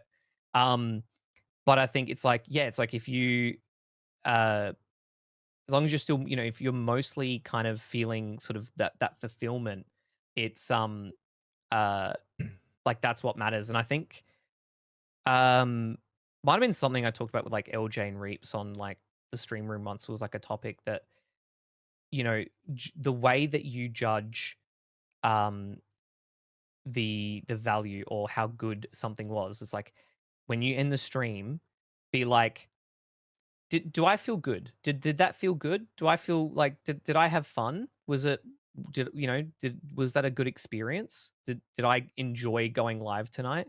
Like when you ask yourself that question instead of just like, oh, like how many followers did I get? How or this and that and whatever. It's like those are like that's the healthier questions to ask of like what did that game work? Like did I have fun playing it in like a stream format? Like that Yep. kind of stuff, and that's kind of helps you keeps you grounded and sort of moving in a good direction. Yep. 100%. Oh, of course. Well, I think, you know what, funnily enough, I do have one more quick one that I would like to ask because we spoke about this today, actually. Talking about the burden of constant content and the idea of this full-time streamer, this and having videos come out every day and stuff like that. What's your opinion on this? I know we've already spoken about this. What's your opinion on this? So yeah, it's been an evolving one, because for many different reasons, from experience, from hearing other people's experience, and just the general content landscape. And realistically, it is so tough. Like if you look, it's like, okay, here's what you should ideally be doing, right? And that ideal thing is what full-time creators who have all the time in the world like are doing, or that they're literally people that have editors and they have like other people around them to help them do stuff, right? You know, and where it gets lost, and it's where I've gotten lost myself when I've given like advice, and you know, it was a learning experience for me, was like, you know, importantly conveying that um these are some str- strategies and ideal ways to go about things, and and not that this is the be all and end all of like, if you can't do this specific way, then don't do it at all, or anything like that, or like, hey, this is how it should be. It's like, all right, well, I can't do that, then so it's okay. At the end of the day, you need to be okay with how much you're doing, because yes, there's always gonna be the pressure of like, I should be doing more, or I should be putting myself everywhere, and this and that. And it's like, well, I mean, yeah, like of course, because like that gives you it's like it's that kind of, the more you put in, the more you get out. And it's not like you're not putting in more because you don't want to, or you like you can't for whatever reason. Like it's just not fitting in with your lifestyle, or whatever it is. Like being genuine to yourself that like what I'm capable of like is okay. Yeah. And then if you get the chance, like if suddenly some processes become quicker, so you're like, oh, maybe I'll put a bit more editing into this TikTok, or I'll put a bit more editing into this video, or I'll do this TikTok with like a strategy, you know, I'll do a voiceover at the start and make it loop and whatever. um it's like, you know, like you kind of get to those on your own, knowing like Yeah. these are some things that have done well and can do well. But a lot of that communication of, you know, like you have to be doing all of these and you have to do all of this if you want to do this. It's like those doing all those things can help, right? And they can be the good, the quote unquote ideal strategy. But So it's essentially setting yourself those sort of boundaries and recognizing your own limits. And yeah, then as you sort of progress in your little journey, being like, hey, I'm pretty happy with where I'm at right now. Let's go back and, you know, give those things that I didn't think I was very good at another go, try and learn and improve. And, you know, instead of stagnating and pushing yourself too hard and being like, well, this is shit. I can't do it, sort of thing. yeah. No, like 100%. Yeah, because you know, because you can feel demotivated a lot. You're all the advice you're seeing, or you might be seeing what other creators like are doing, and you know, you can get demotivated, being like, like I don't have the time to do all this extra stuff. I don't have the time to edit things that way. Um, Definitely. and it can feel demotivating, and like I'm, you know, again, it's like that's a personal thing that I had to sort of overcome, like with the way that I conveyed advice, because I realized that I was unintentionally sort of reciprocating the similar things that large stream coaches, or whatever would sort of like, or other people would sort of put forward. And I was like, oh no, like that's not, it's not what I want to sort of like convey or say. And it's like it's you really need people out there to be like, it's okay to do what you're capable of, like time wise. Yeah. Like not from a Exactly. skill point of view. Like it's not like it's got nothing to do with like you're not capable of doing these things in like a video or whatever. It's just a what are you capable of fitting into your life schedule, and then what do you want to prioritize? What do you want to reshuffle? You know, like Yeah. that Yeah. kind of stuff. It's like, how many 100%. Being streams a able to week do you want recognize to that. do? Yeah. 100%. Being able to recognize that is coming from somebody who did stream a small amount and got not necessarily demotivated, but just incredibly overwhelmed very quickly. And then obviously I took a massive break, and then we've come back into with this. We won't point any fingers as to why I might have got overwhelmed or anything. That's right, look away. And coming back into it, and just it's helpful in a lot of ways. Can I touch on that very quickly? Yeah. Okay. Go on. Because this is another thing, and this is just going to be a quick one, okay? But early streamers, and this is no offense against you, okay? Okay. I'm trying to say this as nicely as I possibly can. Early streamers want that big break super quick, right? Oh, definitely. Like I just need to get that raid. I just need to get that raid, and then people will be able to see me, and it'll all go everywhere. And then it happens. And then it happens, and yeah, it's a lot. Suddenly you've got 3 to 4 viewers, and then you're digging a nice tunnel underground. You're having a nice, lovely chat with a couple of people, and then you've got almost 300 people just sitting there going, "Hey, and what are you doing? That's How enough, you doing, buddy." That's enough to turn people off. So instead of, I guess, in that regard, it's a teachable moment. Instead of looking for that massive raid that you think is going to change your life, try and build those meaningful relationships with those 3 people you've got in there. Which is where I'm going with this one here. Is it coming back to it? And I did a Nightingale stream off the channel about 2 weeks ago. I've been meaning to get back on, but I've just been so out of it and tired. But sitting down and playing that game and having just a couple of constant people, and then a bunch of people popping in and out, or doing whatever they do, was a lot more meaningful, a completely different vibe. But I also think, personally, over the years watching Anthony and seeing all these other people talk about what you should and shouldn't do and how you should do it, it's really helped me change the mentality of going into it and being like, okay, I'm gonna obviously turn the numbers off, have that off from the start, because I'm too vain for that. Most people are. It's just, you have to be, I think, to be in this sort of industry. And then just being able to, and then at the end of it, looking back over and being like, hey, that was actually really good. Yeah. Like, I had a lot of fun with that. And then being able to see your metrics and all that sort of stuff and be like, well, that was so much better than what I was thinking. But also keeping that mind state that it's not always going to be like that. Yes, yeah.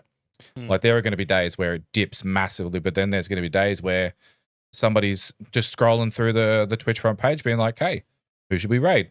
This dude looks fun. Let's jump in there with 150 people. And you're like, you just sort of have to. It's scary sometimes. That's what, Just sort of have to take it in the chin. And but on that note, we have. I knew this was going to happen. We said this was going to happen, and we've gone over by an hour. We've gone over by an hour. So before we do finish up, I would like to say a big thank you to you once again for coming on. It's been absolutely fantastic. Absolutely fantastic. Do you have anything that you would like to shout out? Have you got any events coming up? Any anything that you're a captain of, maybe that you would like to like to shout out? Hint, hint, nudge, nudge. Say no more. Say no more. Hang on, where it is. Oh, well, since you mentioned it, so. Oh, no, incredibly. We need a box of props. You do, absolutely. No, first I want to say thank you so much for having me on, because like I love just chatting about games and content creation and just being real. Like it's nice and it's important to talk about, and so I appreciate you guys bringing me on, and you guys are a hoot as well. But also so basically you guys can find me everywhere as Nicktacula, no R on the end. I've made that mistake before. I have made that mistake. Still make that mistake. But I am the captain again for the second year of Team Cancer Kickers for Game on Cancer's superhero streamers. So we are fundraising to kick cancer's butt, one donation at a time. And we've got the amazing Ant, who is one of our streamers on the team. We got Teague's Boxes of Foxes in the chat, who's also on the team as well. And we have an incredible list of amazing creators who have signed on And I'm just really excited for this year. I think it's going to be absolutely amazing. We've got more people a part of the team this year. So our team goal is 20,000. So, and we've got until the May 31st to to sort of fundraise and anyone's welcome to join. If anyone listening or watching, I will say that the Level Up Lounge has also popped a little goal up there as well. So we've joined as the Level Up Lounge. Yeah. So anyone listening on the podcast, anyone watching on the YouTube, anyone on Twitch, I'll put the link to that in the show notes as well as in the description on YouTube. And on the Twitch, there's a QR code and a link underneath in the About section if you would like to donate to this amazing cause. It's going to be running till did you say the 31st of May? 31st of May. Yeah. So they by default now they're just doing it as a 2-month window to give streamers or like just creators like the flexibility so that they can be a part of it and kind of fundraise as much or as little as they want in that 2-month period, which is a lot better. Anyone can sign up for any of the teams that are live on there.